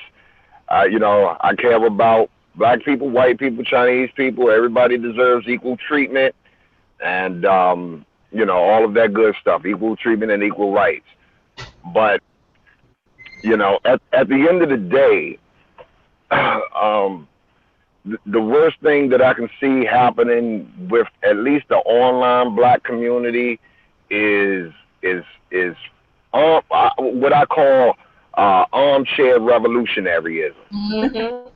You see what I'm saying? And it's the same thing. I should have just said the internet, period, because you got a lot of people who are quote unquote, you know, pro-black or whatever, but you never see them posting pictures of themselves working at a soup kitchen, donating food, shoes, shelter, or clothing to a shelter. But they're quick to, you know, oh, these white devils and post, you know, pro-black pictures and somewhat offensive. And that paints some of us, you know, that paints a real bad light. Yeah. On a lot of things, because armchair revolutionism, you're sitting down all day. Chances are you ain't got no job. You're probably in somebody's basement, your cousin's house. You know, and second to that would be affordable smartphones for everybody. Because a lot of people don't know that, you know, a large and overwhelming majority of people who are posting are only doing it from a phone. You know, like they probably never seen the entire Facebook's layout on a computer screen or Twitter. You know what I'm saying? And that's scary. Mm-hmm. That's a real scary situation. I never thought I'd start seeing men, women getting shot, beat, dragged through the streets over 150, you know, 140 characters Twitter beef. Yeah. That shit is ridiculous. Yeah, and it's happening. Wars. That's what they call them. Tweet wars. Is that what it's called now? Tweet wars? That's what whippersnappers who know every damn thing. They call it tweet wars. This shit is just stupid, man. And I feel the same way about them armchair revolutionaries is the same way I feel about a lot of the participants here on YouTube. Call me now. You know? I don't see them outside. I don't see them. Yeah, all I see, man, is, you know, people sitting in their bedrooms, you know, offering each other your phalluses. You know, some, like, I don't know everybody's name because I don't really pay attention. But like, when you tell women to kiss your ass and you keep telling men to suck your dick, that it's something like that just don't sit right with me. But you know what? Here's another thing though about that too, is that you gotta know what's wrong with you. Okay. You want to keep putting in your ear and your eye gates. You know what's wrong with you. That is something that you are attracted to watching day in and day out. There's some poison in you. Yeah, there's something. There's definitely because, like I said, I control what I watch. I control what I read. I control everything. I control what I see on my Facebook. All of that. So if I see some negativity, like I got a couple of friends, like childhood friends, that I keep on my Facebook, and I will not lie to you that every freaking post is a woe is me, you know. you know, every now and again it's a positive one. And every time I see that positive one, I try to chime in and get on it like, yes, let's stay here. And then the next one's like, you know, F life, I just need to die. Well, yeah, see, there's an age-old adage. Those because if the majority of my posts when I go in there and look was that when I'm scrolling through, what the heck is wrong with me? That tells you what space you in. It's a mirror of where you are in life. Yep. So if you're watching the people that's saying that, that's a mirror of how you feel about yourself and where you are. That's how I feel about these so-called trolls and stuff that come around and just pick a random thing and then they just fire off on you because they didn't like what you said in that video. You're not talking to them specifically, but they think in their mind you talking directly to them. And then before you know it, you in an argument with somebody you don't even fucking know. And then this person got beef with you. And you like, who the hell is that? I don't even know this person. Who are you? You calling me by my first goddamn name, and you got an issue with me for the past 5.5 years, and I have no clue who the fuck you are. It ain't me, brother. It's you. Something wrong with you. Yeah. Something wrong with you because you, like you said, you hit the dog. You know, so they holler. Yeah. So if somebody's saying something that's resonating with you, take it for what it is and internalize it and process it. That pretty bitch up and strut. Yeah. Yeah. But don't blame me for what your mama didn't do for you. I didn't do it. It's not my fault. Right. Right. And yeah, hit dog will holler. Careful what I watch. I watch a lot of mostly what I do and Queen will tell you, you know, I come from positivity. I always come from a space of love. Always. You know, you a humanist. My religion is love, period. So I'm always from a space of unconditional love, and I'm always, even though I might get you all the way together, don't get that twisted because the Detroit she'll come on down. The Detroit will come through. The Detroit will come through. Don't get in the house, okay? Yeah, Detroit will come through, but I'm gonna circle back all to that love. I'm gonna circle back and get you together in a loving manner. You know, because that's, you know, it's rare, you know, but that it does have to come out. But I'm going to get you together. So, again, to me, it's just like it's a mirror of everything that you do. Even in relationships, you keep getting the same people. It's because it's a mirror of what you're doing. Right. What you're doing. You keep getting low-down dogs. It's a reflection of how you feeling about you. Yeah. You might not be out here, but it's a reflection that maybe you don't deserve somebody that don't feed on the strays. If you don't like nothing but thoroughbreds, why you feeding the strays? Yep. Why you letting these in your yard? Why you letting these mutts shit on your lawn? You know, and then turn around. Well, you know, you live and you learn, but some people don't learn, and you know that's unfortunate because that's a necessary trait for you to be able to master in order for you to evolve as a person. You know, and learning, you know, common sense, it ain't that common. No, it's not. It's so rare these days that having it, you might as well be a superhero. Well, that's why I say that, you know, doing the same thing over and over again, expecting different results. You keep putting out the same bone for the same dog, a dog that'll carry a bone or bring a bone. So, you know, you don't like bones. So why the hell you keep leaving a bone out there when you know somebody gonna bring you back a bone and it's gonna be a stray dog? You keep doing the same thing over and over, expecting, what do they call a greyhound to show up and win the race for you. You know what I'm saying? You got a chihuahua expecting him to run with the big dogs. You know what I'm saying? That don't work. So, you're right. And then around and get that shit. You need to put out some hamburger, some raw fish, or some shit so you can attract the thoroughbreds. The fuck? You can't keep doing. Walk around and get Cujo with some fleas at your motherfucking door. Itchy shit, you know, itchy biting in your ass, fleas. Or some ticks. My dog had ticks. Latching on leeches and shit. You know, stop feeding the damn pigeons. Yeah, and I think in my case, you know, like I was saying, when you keep dwelling on a certain thought, whether you want it or you don't want it, you're gonna get it. You're gonna get it. You keep saying it's not what you don't want, you're gonna manifest it anyway.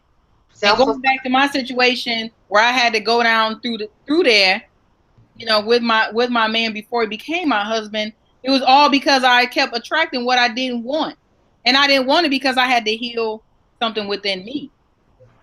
Now, my story, it might be fairy tale to the outside looking in. However, we had to heal one another. We had to heal each other because I had to heal what it was that I kept feeling like I didn't deserve, and he had to heal whatever his issue was.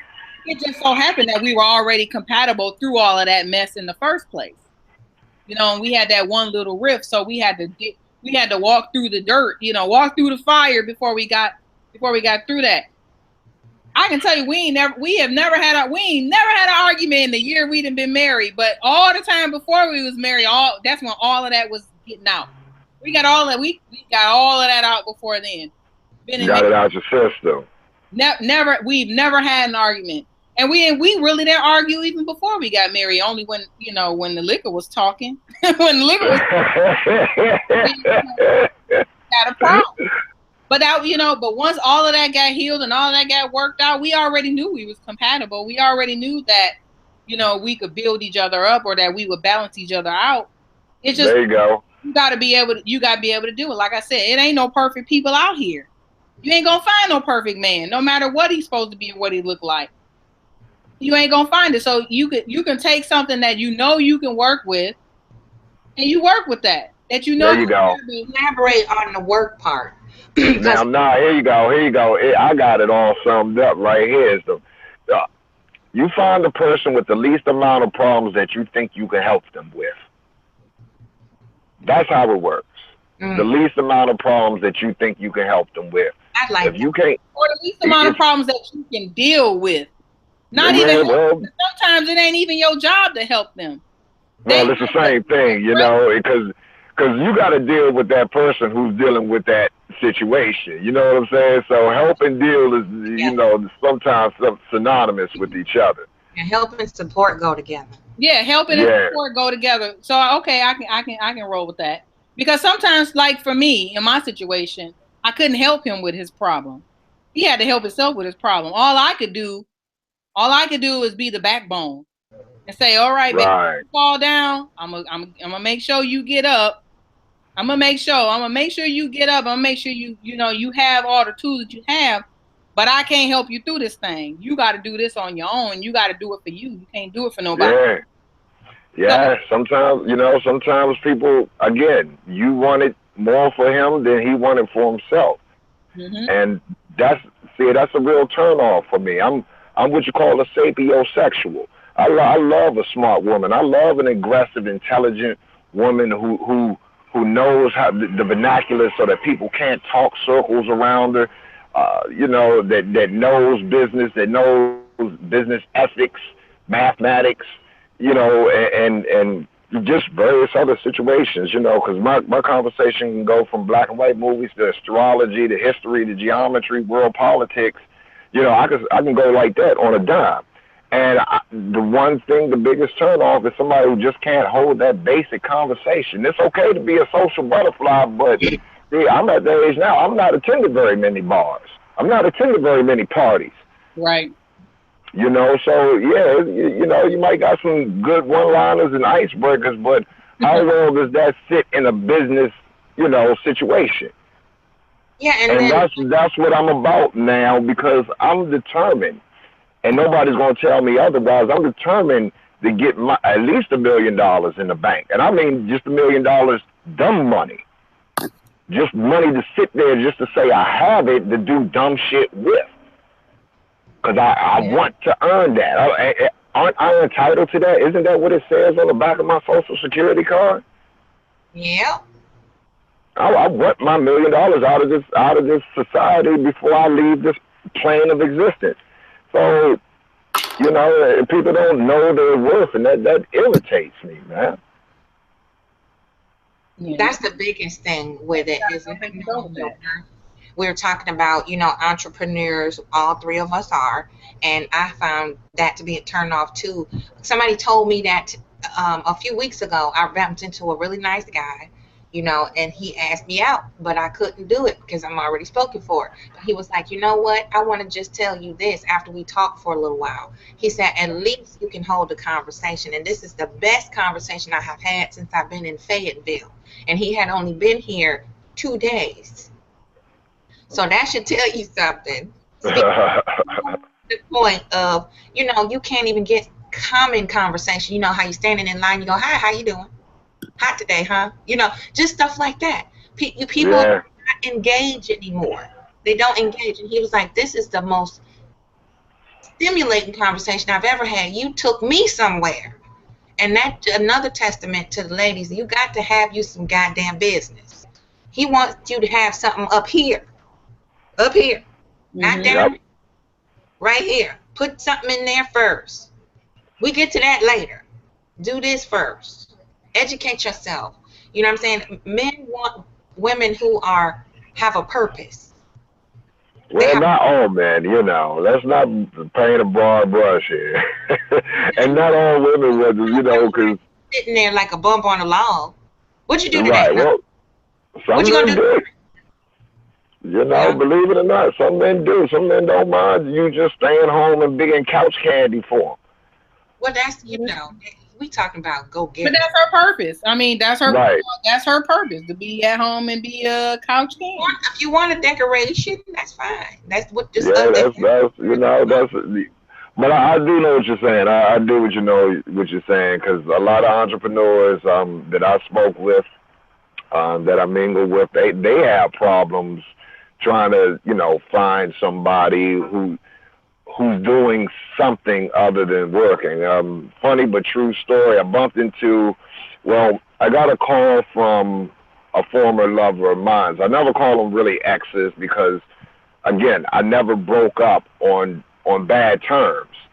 Um, okay, I just got an alert there. But we never really broke up on bad terms, so they're former lovers. So I got a call from a former lover, went over to her house, and, you know, we were just having conversation because I do a specialized job here. You do real estate, and I do pest control essentially. Mm-hmm. So we're in there talking, and she's like, I met this guy, and he's just, you know, he's one of them guys. He got 3 cars, he got a place of his own, but he's always here. He comes here, and then I gotta listen to him bitch whine about how people running him over at work, running him over on the streets, and he sits here and complains and moans to me, and he doesn't stand up for himself. Now, you know, that's the kind of problem she's going to have to deal with. And, you know, the guy came home.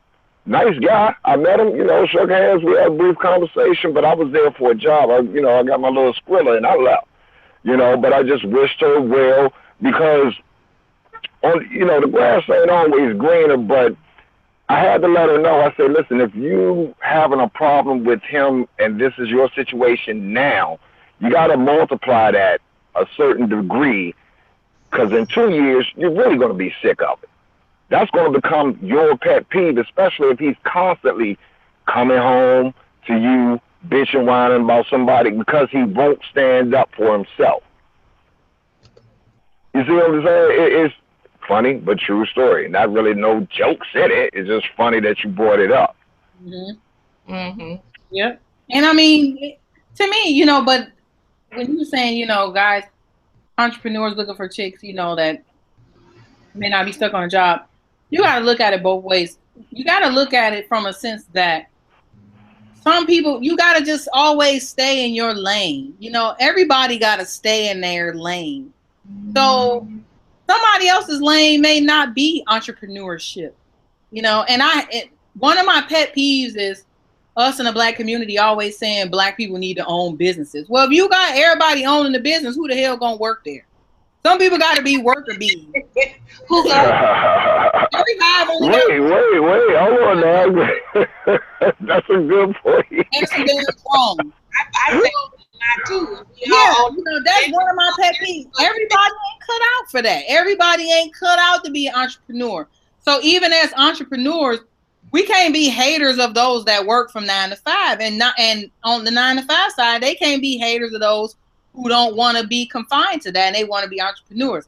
The best mix would be, you know, people like me where I don't mind the corporate job, you know. I don't mind that as long as I'm being paid my worth. I don't mind that, and I don't mind having multiple streams of income where I can get money on the side too. I don't mind that. Yeah. So I mean, you got to look at it because you had a comment in the chat room. Someone wanted to. She made a comment. You want me to read it, or can you see it? Wait, where is it? What you say? Read it. Mean. Yeah, I'm here. Can you see the chat, or do you want me to read it to you? Oh no, I'm on mobile, so I'm on the phone. I'm waiting for my next. I'm waiting for a phone call. My next client's coming in a few minutes, so I don't see the chat room at all. Okay, so she said it's Tarot Queen Jamila, and she said lots of men want a wife and a woman in her element. I'm every woman, and I can do it all: earn money and take care of him and our house. And then she said, sometimes a woman's purpose is to be his backbone. A woman taking care of the kids and the house, cooking, cleaning, that's a full-time job. True. Yeah, I mean, yeah. I mean, no, that's yeah, that is factual.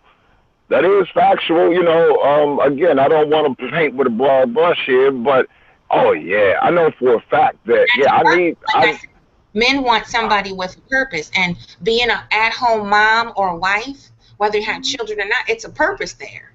Mm-hmm. It's a reason why he asked you, would you mind staying home to take care of the TP, if you will? Yes, I'll do that because you out there breaking your ass to take care of me. So you're damn right. I'll be happy. That's a purpose. Yeah. And now let's not let the situation run away from us, you know, because listen, a man got to take care of the household too. And I heard women love men who you know, cook and vacuuming and moving that couch, flipping that mattress.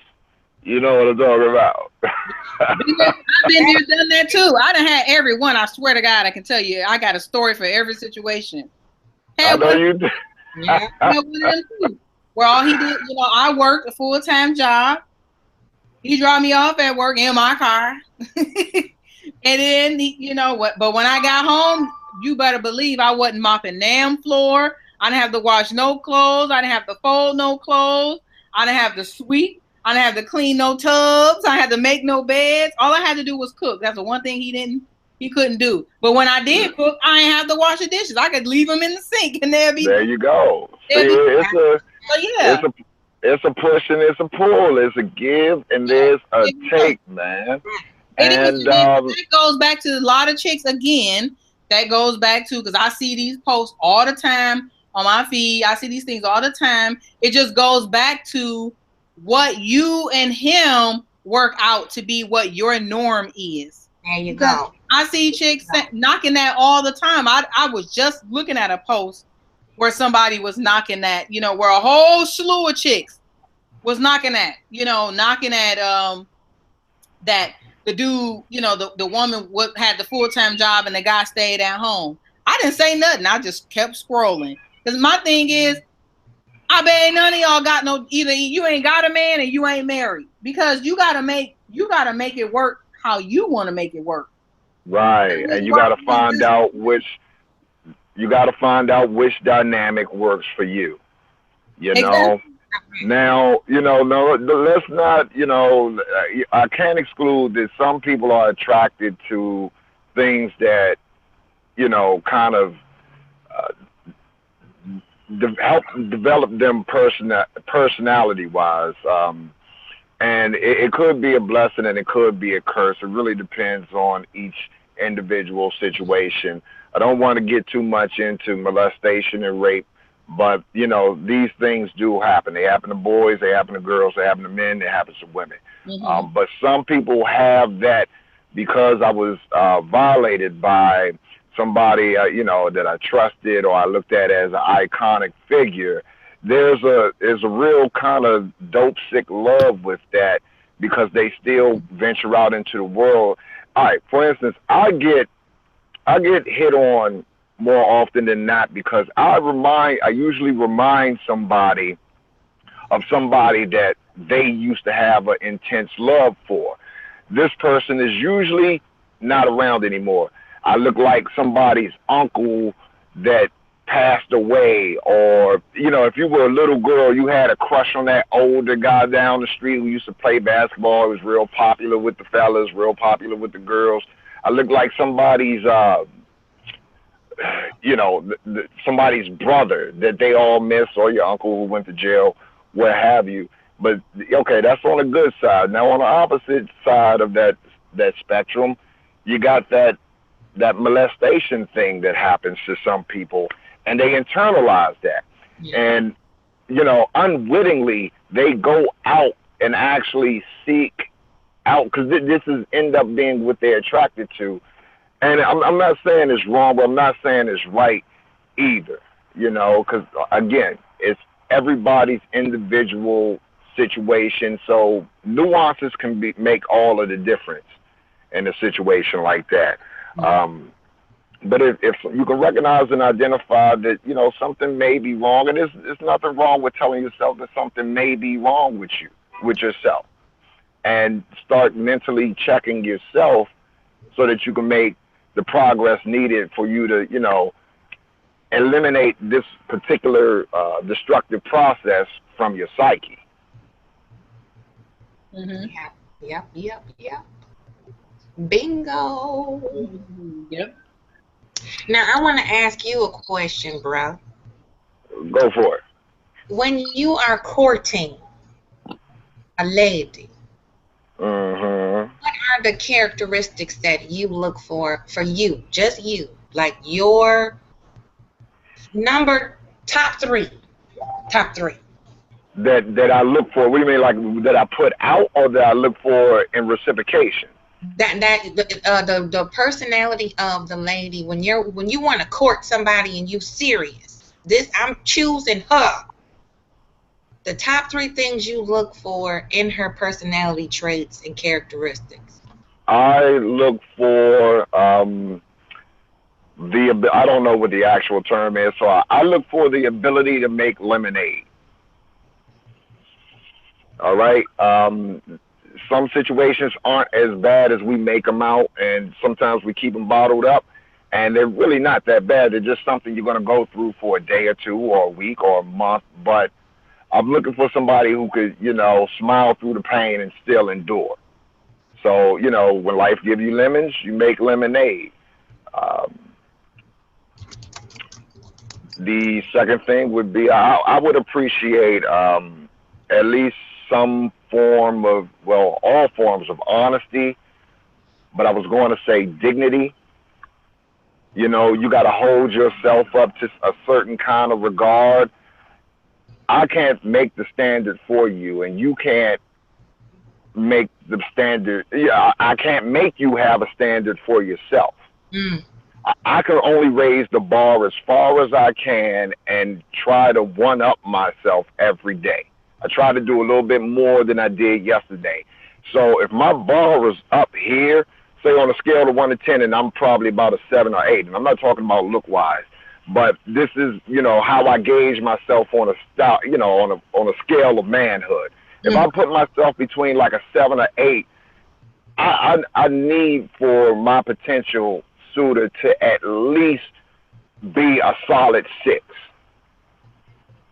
At least be a solid 6.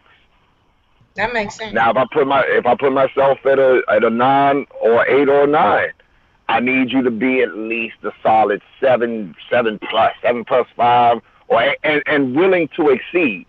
And that's just me because of the way I am. Because see, I'm not going to stop. I'm always going to push myself to greater heights, and eventually I will lose interest in you if you are not excelling either. I don't want to have to leave you behind, especially if we made all this progress together. You understand? That's what's up. I hear you. Another question. Yes, ma'am. I'm going to pick your brain real good. Go for it. What do you feel about delusional women? Delusional women. Oh, wait. What do you mean delusional woman? women that let's say women that have delusions, like you can say, okay, yeah, we'll meet up to chat. We'll have a donut, right? And then she Uh huh. goes telling all her peers and friends, you know what? I'm getting married. I'm eloping. That type of Oh, delusion. those type of situations. Okay, because there's different type of delusions. You got delusional people who hear voices and all that shit. So, no, I think that's what you. Oh, that's tough. Delusional women. If you're doing that, you need to stop. For a couple of reasons, but the first one is maybe everybody doesn't believe you. Because if they, especially if you're telling every detail of the situation. So if you're telling all the details of the situation, I don't know if does the guy know the friends? Do they have mutual friends? Um, yeah, yes, they do. Yeah. Oh well, if everybody knows it's a fallacy, then just cut the shit. Cut the shit. If everybody knows it's a fallacy, cut the shit. Especially if did you ever get the donut? No. That delude. People make up stuff. Like, so just just delusional. Like they make more out of a situation than what it really is. Oh, okay. Well, that's just gonna teach people to not believe a word that comes out of your mouth. I'm a firm believer. Once you lie, I have to. I'm forced to label you a liar. There I you I I would probably never believe a word that came out your motherfucking mouth. Every word Now that what? came out is every word that came out your lie. Every word that come out your mouth is a lie. Every word. Now, what do you think about women who don't know how to take the word no, who can't take no for an answer? What do you think about that?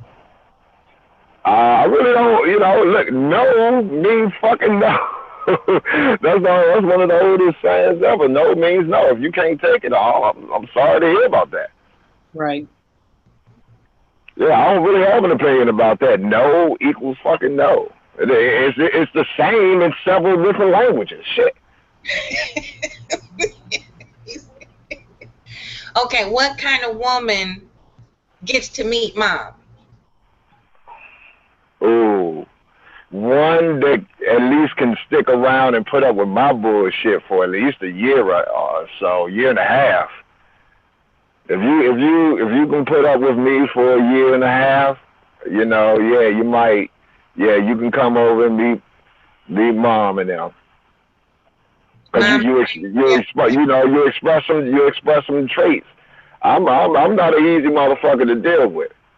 I got some things and turn offs that somebody might consider deal breakers. So if you're willing to look aside, or some things may not be a deal breaker, but this is just my mission that I'm not perfect. I'm not the perfect man.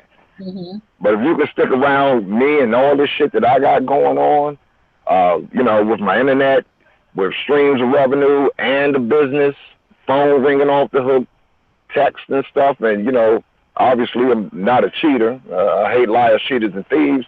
Then yeah, you probably got potential to last more than a year and a half. We probably want to be together a long time. So yeah, come on over and meet moms. You can do that. um, practical versus romantic. Practical, practical. How does that saying go? Ain't no romance without finance is a motherfucking nuisance.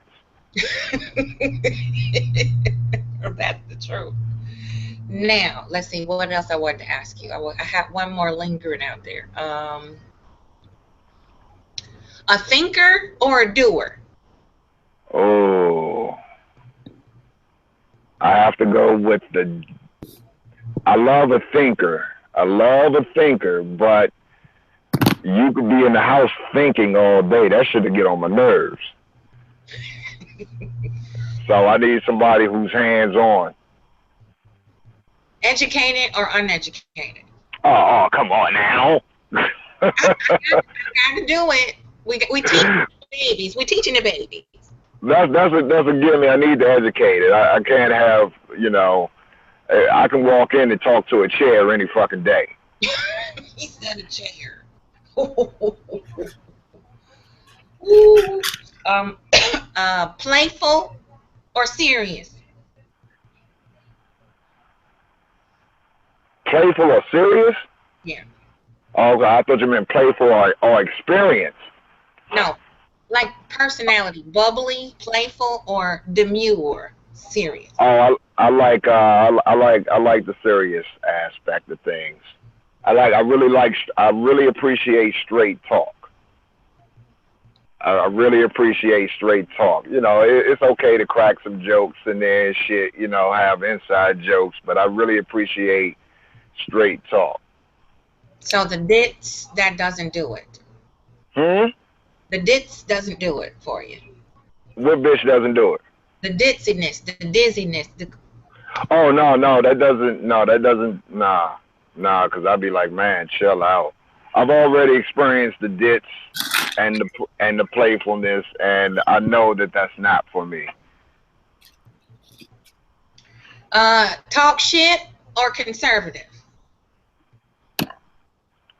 Are we allowing any kind of hybrid mixture, between the two? Can we have a little hybrid mixture between the two? Because I like both of them. Okay, there you go. That's honest. That's honest. I'm You just know, picking your brain how, like, a woman say we're a mock couple. You feel me? Mhm. Just trying to show some of the young people how you should kind of get to know somebody. Of course, this is on the fly. This is just, we having a conversation, but this is the type of material you should learn about the other person before you decide you in love with this person. Well, some people can really just learn about the opposite sex first. True that. Like if you like, okay, I don't want, again, me and this broad brush, but if you got an idea about what a woman is, what a woman entails, the nature of a woman, how women are, how their brains work. And again, I'm not the master, so I'm not going to sit here and wave a fake PhD from women's study because I don't have it. But I do know that at a younger age, at least back in our day, girls played with Barbie dolls, boys threw rocks. Girls jumped double dutch, boys played, well, everybody played kickball, but, boys played the more physical of the sport. And that's because different parts of our brains are, more prominent to doing things, and women are caring, nurturing, and emotional, and men are well, stoic and visual creatures, and we're crude, and some of us are a lot rougher around the edges than others. But there is a give and there's a take between the sexes, and the thing is to know your balance, man. Some people shooting for the moon and they don't even land from the stars. They come back to Earth, crashed, burnt, bent, and broken. Yeah, that's deep. Leaving us here to clean up and deal with the mess. Yes. All right, I'm gonna ask a married woman now. Uh-oh. That's the butterfly deal. Okay.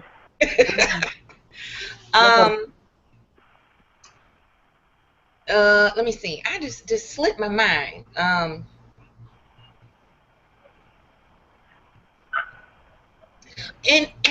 We'll not say argument because we don't want to perpetuate negative energy. A discrepancy. We're having a discrepancy. Okay. Confront or let it pass. Okay, so in the midst of a disagreement or discrepancy in issue, do you confront or let it pass? I personally would confront because that's my personality. If I have an issue, I bring that issue to the forefront right away, and we work through it and we resolve it, and then we move on. Lying by omission. What do you think about that? Say it again. Lying by omission. Hate it. I don't like liars. Period. I don't do liars, and we talk about that. It's funny because my husband is he's a very private person. He's very introverted, so he's the kind of person that just never really felt the need to share like each and every detail of the waking day or a moment. Whereas I'm the complete opposite. So if I'm on Amazon shopping, I might shoot him an email like, yeah, I bought this on Amazon. It was $9.99, it'll be here in 2 days. Whereas on him, he ordered something, they just show up. I'm like, well, when you order this? Where it come from? So we know how we have communicated, because for me, I won't say it was a problem, but it irritated me that he didn't say certain things, and he didn't lie. He wasn't lying, but he just didn't feel the need to say it. Like it just, it wasn't even a thought. Mm-hmm. But knowing how I am, and knowing that it could potentially bother me, we talked about it. And now I'm gonna tell you the root. I'm gonna tell you the finality of the argument, or it wasn't an argument. I'm gonna tell you the finality of the discussion. You would automatically think that he acquiesced and said, "Okay, well, I'll just start telling you more." That wasn't it. The finality of the argument was me saying that I had an issue with control. Wanted to be in control or know everything when I don't need control, so I had to relinquish some of that to him. So wow. That's how we resolved. Wow. Checkmate, good. Gotcha. Wow. I had to figure out why was it bothering me. I had to figure out why is that bothering me, and it was about control. It was about me wanting to be in control, the need to know, and at the end of the day, I just figured I don't need to know. If the box show up and it's not like he was hiding. It ain't like he sent it to some remote address PO box. He sent it to the house with naked dancing ladies inside of it. It wasn't even like the package could come and I'd say, "Oh, you got a package today," and he'd say, "Open it," and I'd be like, "No, I don't want to open it." I like people to let it's like Christmas, open your own stuff. But he would even say, "Just open it," So it wasn't as if he was trying to hide something. So yeah, you would think that the disagreement ended with him saying, "Okay, I'll just tell you more," and it didn't. It ended with me saying, "I give up some of that control," and and so it's a little give and it's a little take, and we're good. Yeah, and there you go. Little confrontation, a little bit let it pass. Yeah, and we're good. Yep. Oh, that was very big of you, though. I for that scenario. That's how you work it out now, That's how married folk do it. That's how you do it. Can't always be one way. It cannot always be the other way. You'll be divorced real quick because you'll be arguing over something all the time. You'll be divorced really, really quickly. But that you gotta compromise. You gotta be able to compromise. Another big area which we didn't really talk about was kids and baby mamas. Yeah, that's what I wanted to get to. Yeah. Now let me say this. My son is 20, so and my son was already. He was when we first got together. My son was living with his father, so in Michigan. So that was kind of a non-factor. When he graduated high school, he came back to live with us, and to go on to the next level. So he was already basically an adult, of age when he came around. But my hubby does have 2 young children, and his ex-wife is their mother. And I saw that face. Yeah, and is their mother. But you know what? We had to get to know one another. She had to figure out who I was and who I was as a woman and what my intentions were as it relates to being around her children. And I understood that as a mother. But at the end of the day, we live 10 minutes from her. She works in walking distance of our house. and she could pick up the phone and say, "Hey, can you give me a ride to my house?" And I come swoop her up, take her to the house. So we have to co-parent, you know. And the hardest thing for me was, you know, was splitting my time, you know, with my husband, because in the beginning, when we lived 4 hours away, they was only coming every other weekend. So I had a lot of alone time with my husband, you know, to myself. So the biggest thing was dividing our time, especially now that they're here almost every day. Mm-hmm. So that was the big thing, was dividing my time. But we all have to co-parent. You know, we all have to make sure that the kids are whole. So it doesn't serve them or do them any good if we all arguing every day. I love that. Please repeat that. We have to do our part to make sure the children are whole. Whole children. Whole children. And their mom is she's in another relationship, so she, you know, there's another male presence on that side that they've been to for some time now. And that's the only guy she's ever been with outside of their dad, and I'm the only woman that their dad's been with outside of their mom. So they don't know nothing else beside their mom and me, and, you know, and their dad and the other guy, you know. So, but, you know, we, like I said, we got to come together to make sure that they are okay. You know, it's been time. It didn't start out that way. Now, don't get it twisted. You know, that had to be worked out too.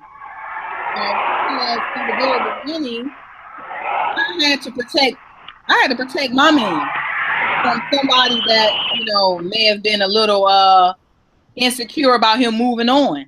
You know what I mean? Because that happened in the beginning. And I had to make sure that he was protected. So every now and again I had to get in there and say, hold on, let me back you up. Let me explain to you how this is gonna go, or how this is gonna be. Let me show you a little something, darling. You know. But that was in the very beginning. But once we figured out each other, and once we learned what our true purpose was in the relationship, and everybody can play their part. You know, I know him. You know, I know that. So I'm not sitting around like, well, why are you talking to her?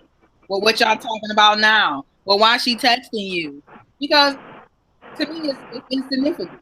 You know, I already know that ship has sailed. Y'all divorce me on down the line. You know, but at the same time, you know, every now and again, you know, when she wants a little extra, it's like, well, hold on now. She already getting, you know, I got to be the voice of reason too. Hey, are you guys getting any of this wind? Because I'm driving again. Are you getting any wind? I don't want to come through with any interference. Okay, sorry about that. I'll mute myself here. Okay. He's so funny. He's such a gentleman. He is. Yeah, but you know, so you gotta, and I see so many chicks out here, you know, that always want to be mad at the other woman. It's like, figure out what her point, you know, what her point is, because she has to be in his life. If they got a kid together, that she gonna be there. She gonna be around. It ain't gonna just be 18 years. It's gonna be to the kid is DIE until you die or they die. You're gonna have to deal with that person. So, you know, if you signed up with a guy who got children, you gotta deal with the children's mother, and you gotta be respectful, because you're gonna make hurt children when the parents is always arguing over some BS, or the mama and the girlfriend arguing over some BS. Like, for what? For what? We don't have any reason to argue. And it was funny because our 15-year-old, when he turned 15, we wanted to have a little something at the house for him, like a little cake or whatever. And she has other children. She was pregnant at the time, and she has another little baby. And I was like, tell her to bring the baby. You know, like, this is his brother. Bring him over. Tell her to come over so we can sing happy birthday. You know, and she felt weird about it. I'm like, what's weird? Like, we got to be fam, you know. And I realize that is rare. Like, I realize it's rare. And but it's women, we got to a point to where we learn how to be. We had to learn how to be okay with other women, You know, like so many of us, we Real though. It compliment might each be other. rare, but it's real. And Yeah, that's what I'm glad you said that, because we have got to grow up. yes, Like we got to grow up and be comfortable with whatever the situation is, that that child or children's other parent is going to be there, and there's nothing we can do about it. There's nothing we can do to change it. And it's very important to have a sit down and talk to that co-parent of your spouse in a proactive way, so you both understand the needs are met to keep those children whole, like you said. So many times I see, you know, this chicken fight, you yes, know. Well, back and forth. I'm the wife now, and you won't get out the picture. You know, she can't get out the picture. Those are her children. Yep. You know, and you guys have got to accept that about each other. You're going to be around my children. I'm going to be around your children. We're going to have to share this responsibility. And in order to do that effectively, all the adults can't be at each other's goddamn throat. Yeah, all the adults can't be children too. They Thank got you. to be adults. Everybody got to be an adult and be and play their part. You know, and another thing is that I have to remember that I am the spouse as well. I'm not the mother. You know what I mean? So now when they're here, I'm in a mother role, obviously. I'm in a mother figure, you know, when they're in our house, and I have to conduct as such. However, when it comes down to decisions on where somebody going to go to school, or, you know, this, that, and the other, I have to only play my part as the wife.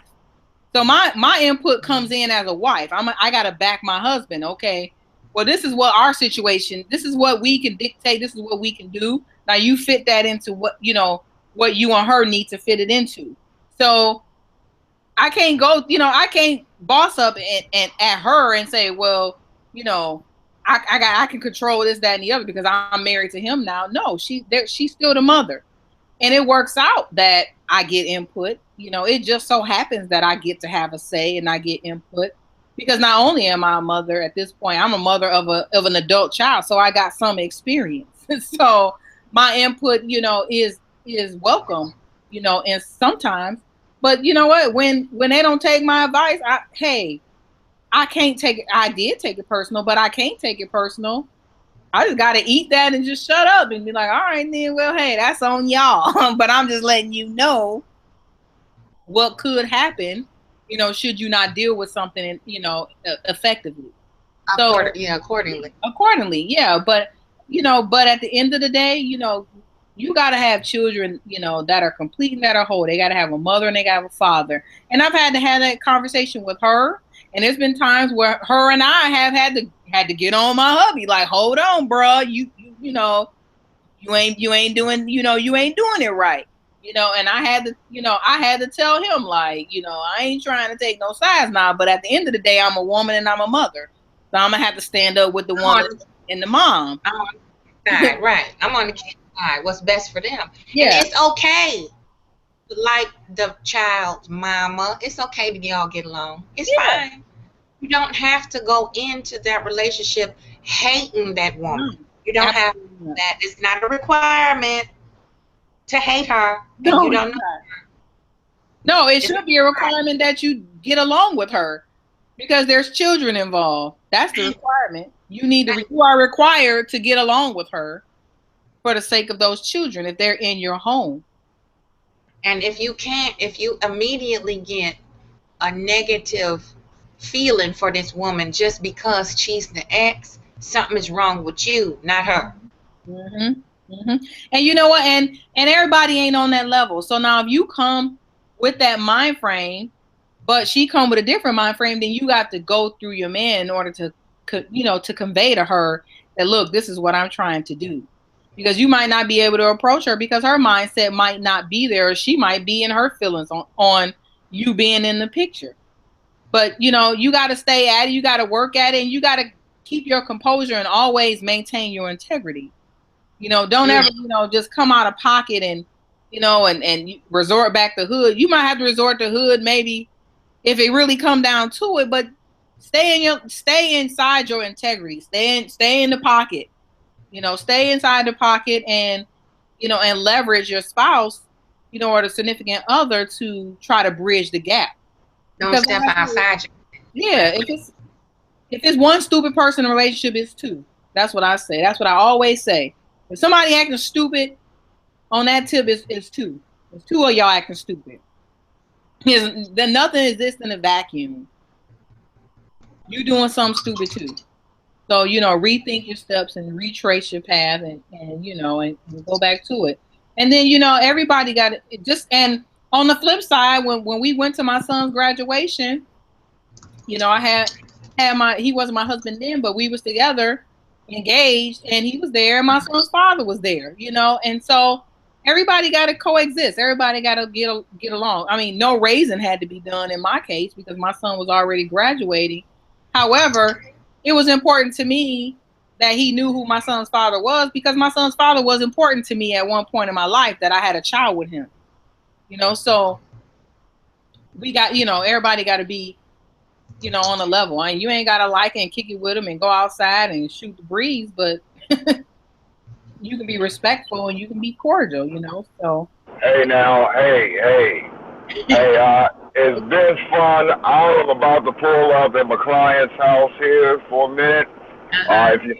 If you're still on, when I'm done, I could be happy to join you on the long drive home. But it was very, very nice meeting you, Ayana. It was a great conversation. Angie, keep the stream going, keep the energy going, and everybody have a very, very productive day. Have a good one. Good, bro. Be careful. Yep. Do work. Yeah. So that's one thing. Oh, here's another one that that is a ladyhood lesson. Is when you dealing with your child's father. Let me say this: if this man ain't giving you no money for whatever reason, you already got the child support case, and this man still ain't giving you no money, let that go. Okay. Let that go and make it happen. Do what you got to do to take care of your child, because you ignored some sign in the beginning. You ignored some red flag and laid down with this fool, and you got the product of the mess that he was already in. He probably already got some kids and baby mamas, and you ignored that, thinking you was the one to change him. And even if he didn't have none, if that man is not doing right, trust me when I tell you that karma will come back on him. You just keep on pushing and doing what you got to do. I cannot stand seeing chicks all wrapped up with, just trying to hurt another person that at one point you was in love with enough to lay down with, and now you just want to hurt their complete existence because you're butt hurt because they're not doing what you want them to do. Because you wasn't her. Yeah. Yeah, exactly, because you wasn't her. Yep. You wasn't her when you met he. Yep. He done moved on, and her still mad. So now her wanted to destroy he. Yep, that's it. Because you wasn't her. And that was your fault. And that was your fault. You didn't say no. You didn't watch the red sign. Yep. And tell him to get to stepping when he tried to poke you and get you pregnant. You let him do it. And you knew he shit when you got pregnant with her. And we got to control our own wombs. I'm so sick of, ladies out here, we out here talking about how no good these dudes are, but you letting them run up in you. You can control that. Hello. You can control that. They can only do what you let them. It's called no. Yeah. Yeah. It's called no thank you. No. You don't even have to be nasty. Just say no thank you. No. Can I slide over there? No. Bye. Yeah. Can I come through? No. Number. Yeah. No. So we got to stop. We got to be accountable for our own life.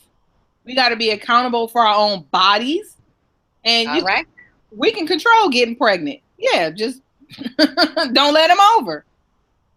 Don't let him over. If he ain't giving you if he ain't loving you and showing you that he love you, then he don't even deserve to be in that space. And stop letting these dudes in that space. Let him go on down the line. Let him go on down to the other chick house down the road and holler at her.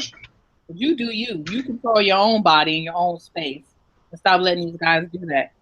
And then you mad because he ain't paying you no money. I didn't get no coins, and I had no qualms about it. And in fact, when he turned 18, I called the friend of the court and said, "You can cancel all of this." They was like, "Are you sure? Are you sure?" I said, "Cancel it." I said, "Homeboy, my son to reach 18, he done made it. We done got him out of school. He out of school. His father came through in the clutch when I needed him to be present. At least financially didn't help, but he was there, present. Came through in the clutch when homeboy, thought he was manning up, manning up on mama. I was like, oh, okay, then you can go with your daddy then." So boys need their father at a certain age. And I had a guy tell me that. I had one of my maintenance guys tell me that I worked with and was real close with. He told me that. He said it's a point in boys' life that they gotta have their mama, but when they get to a certain age, they gotta have their daddy. And that was the hardest decision that I ever had to make, was to let my son go live with his daddy. But I had to make it. And I made it, and the homeboy made it, because if he would have stayed with me, he would have probably not made it, because something else would have happened. But we got to start being accountable, and we got to start loving one another, even if it's not you. You got to still be woman enough to say, okay, I know it's not me. Maybe we done made this baby, but we got to work this out. Don't be mad at the next chick. And don't be mad at him because it wasn't you. You ignored the signs.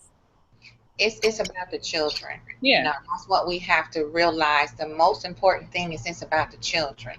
You can dislike the fact that y'all ain't together no more, or try to point the finger back and forth like we see the common, foolery that goes on. It's just getting more and more rampant, like a pandemic, to where these women are popping off at the new person or the wife or whoever now. And it ain't her fault. It's yours and that man that you laid down with. That's y'all problem. Mm-hmm. That's what you drummed up and conjured up to make this child. Now you want to use this child as a pawn to try to have a tug of war of wits and emotions back and forth. And then you wonder why when your child grow up, he don't want nothing to do with either one of y'all. Sometimes, not all the time.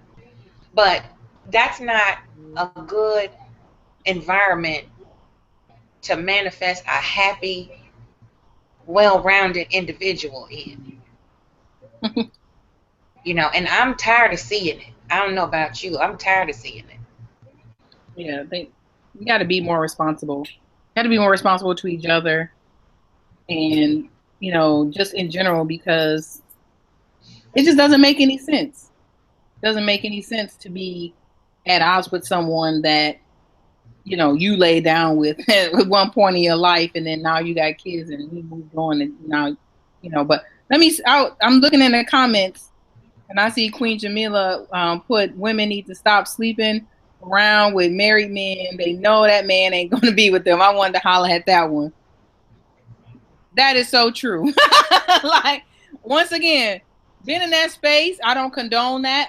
Absolutely, because what comes around does go around, and how you get them is how you lose them.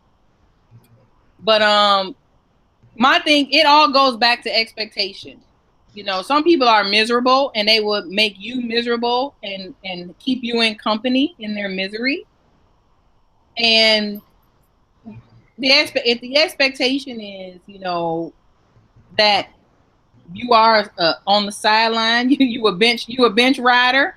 You must stay in your. You gotta abide by the bench playing rules.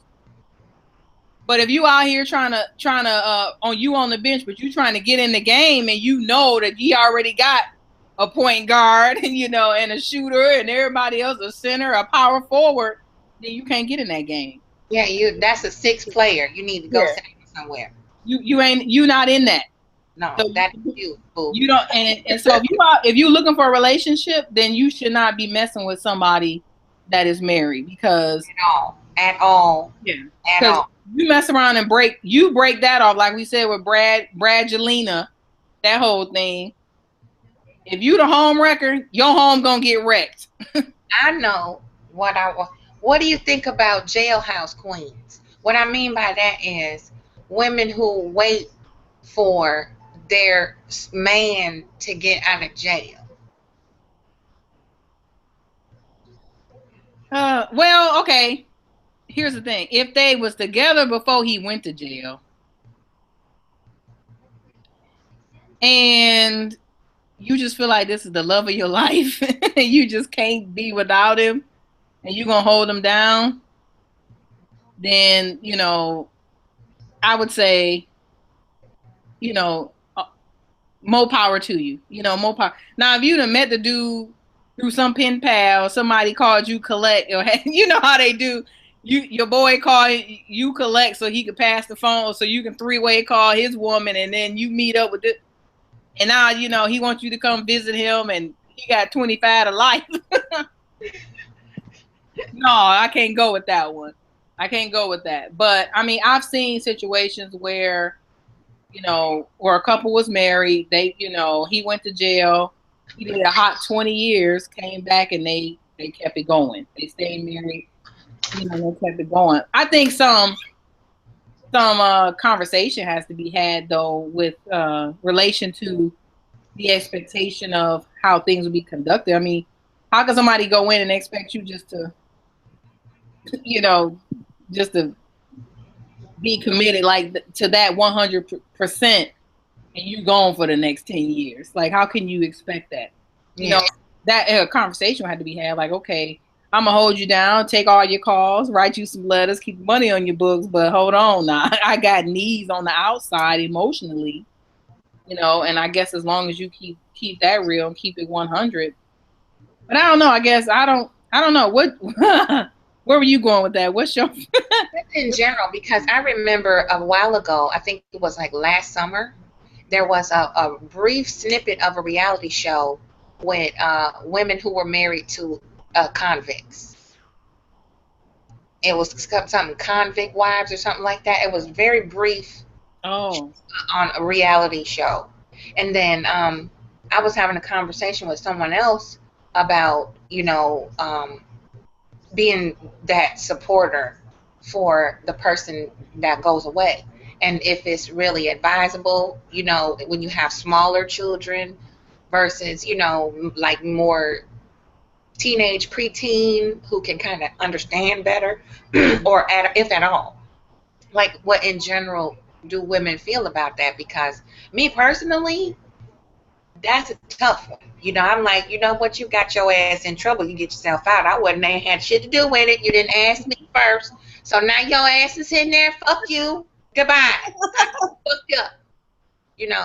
But that's just me. That's just my personal, because I can't see bringing children to see their parent in a cage. That's just my narrow-minded view, because I've had people in jail before that I knew very well, and it was very difficult, for them to see, because I was like the middleman. I would bring the children. I was kind of like the go-between, keep things running smoothly. And it was hard to watch because, you see that longing between the child and the parent, and the two loved ones, the couple. You see that longing to be together, and it just seems so painful to go through that, for such an extended period of time. And some people are for it, some people are against it, and I think it's more like a case by case thing, though. You gotta have to look at the situation more in detail or in depth. But just in general, when you linked up with somebody who is like just like a repeat career stupid dumbass and just keep going back to jail over and over again, and they expect you to wait. Yeah. I don't really. I think it's just personal preference. If if that ain't your thing, then it's not anything. I guess it depends on where you are in a relationship and what's your preference. And what that's what I think is more individual. But I hear a lot of women say they wouldn't do it. They wouldn't do it. I hear a lot of women say that too, but at the end of the day, so if you was in a situation and you really was feeling somebody and you guys were really vibing and whatever happened, you know, he was caught up in the game or whatever, and he, you know, and he had to do some time. I just think they're lying to themselves. I think I think they would, but you know, everybody know their limits. I mean, if it's not your thing, then it ain't your thing. I see Jamila over here screaming about married men won't leave either. Yeah, that we gotta say that. But I think we did say it earlier in the conversation. We were saying that they ain't leaving. So yeah, I think we had touched on that part. Yeah. Did you see you see the comment that J Math put? I ain't gonna repeat it, but I ain't gonna repeat it. But it's funny. It's funny. So yeah, I think that whatever floats your boat or finds your lost remote. That's what I say. What you say or find your That's what Outcast say. Will float your boat or find your lost remote. Okay. So yeah, that's whatever. Let's see, what else haven't we really touched on for the ladies? We did some of the red flag. Now it was another one.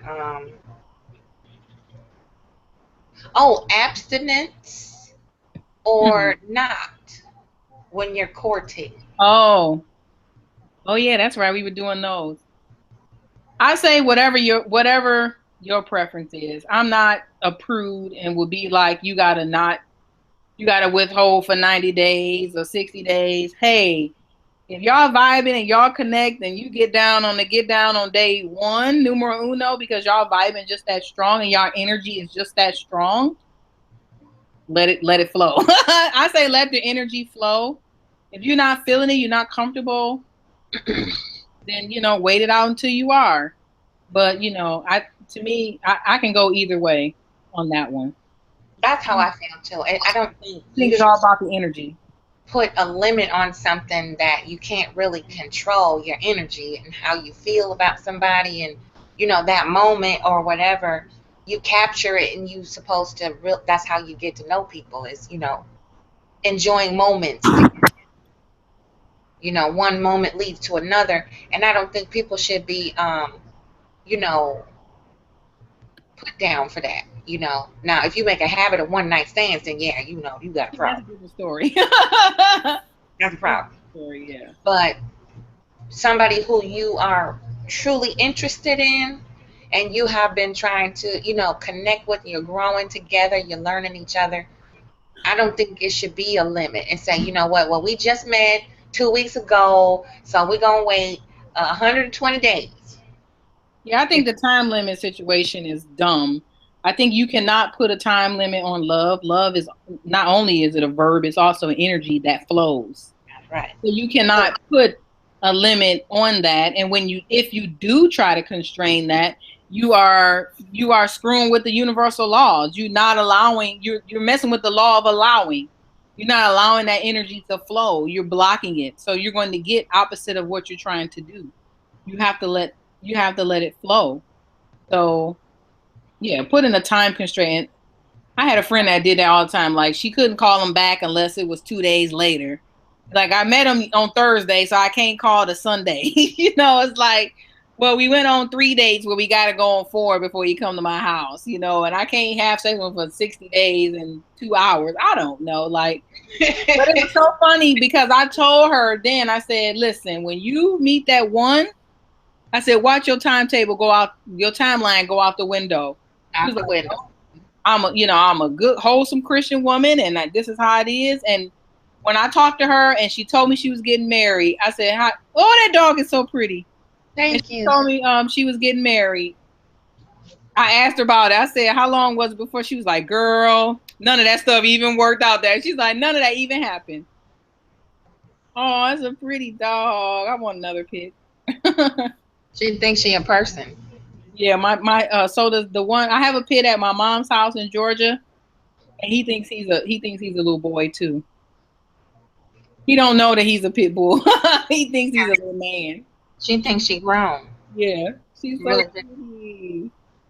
she's got her own pillow, her own blanket. She's a Got her mess. on the side of the bed. And you know, she really feeling herself because I just gave her a really good bath. Oh yeah.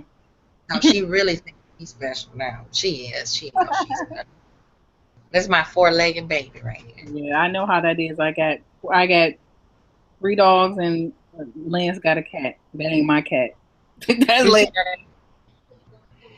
I remember the dog. The last time we were on camera together, the dog was wanting kisses and jumping up. Oh my gosh! They can't. 2 of them can't jump up on the bed because it's too high. They too little. But one of them, she can jump pretty high, pretty far, pretty high. So she would come and jump in there. But Lance is home, so they ain't gonna come in here when Lance is home. It's like, oh, daddy's home. Yeah, they don't mess around. The boy dog will. He'll come in here, but the girl dogs, they won't come in here. The cat, he busts doors open and everything. He busts through doors. They're kind of rude. Man, he's so rude. He busts through the door like sound like the police and busted through the door. He busts through the door. Like, I'm coming in. Yep, he coming in. I don't care what y'all doing. Not at all. If you leave the door, if it's a little bit cracked, he'll bust through the door. He don't care. Yeah, that's just crazy. So yeah, let's see what else we didn't cover. What's in the comments?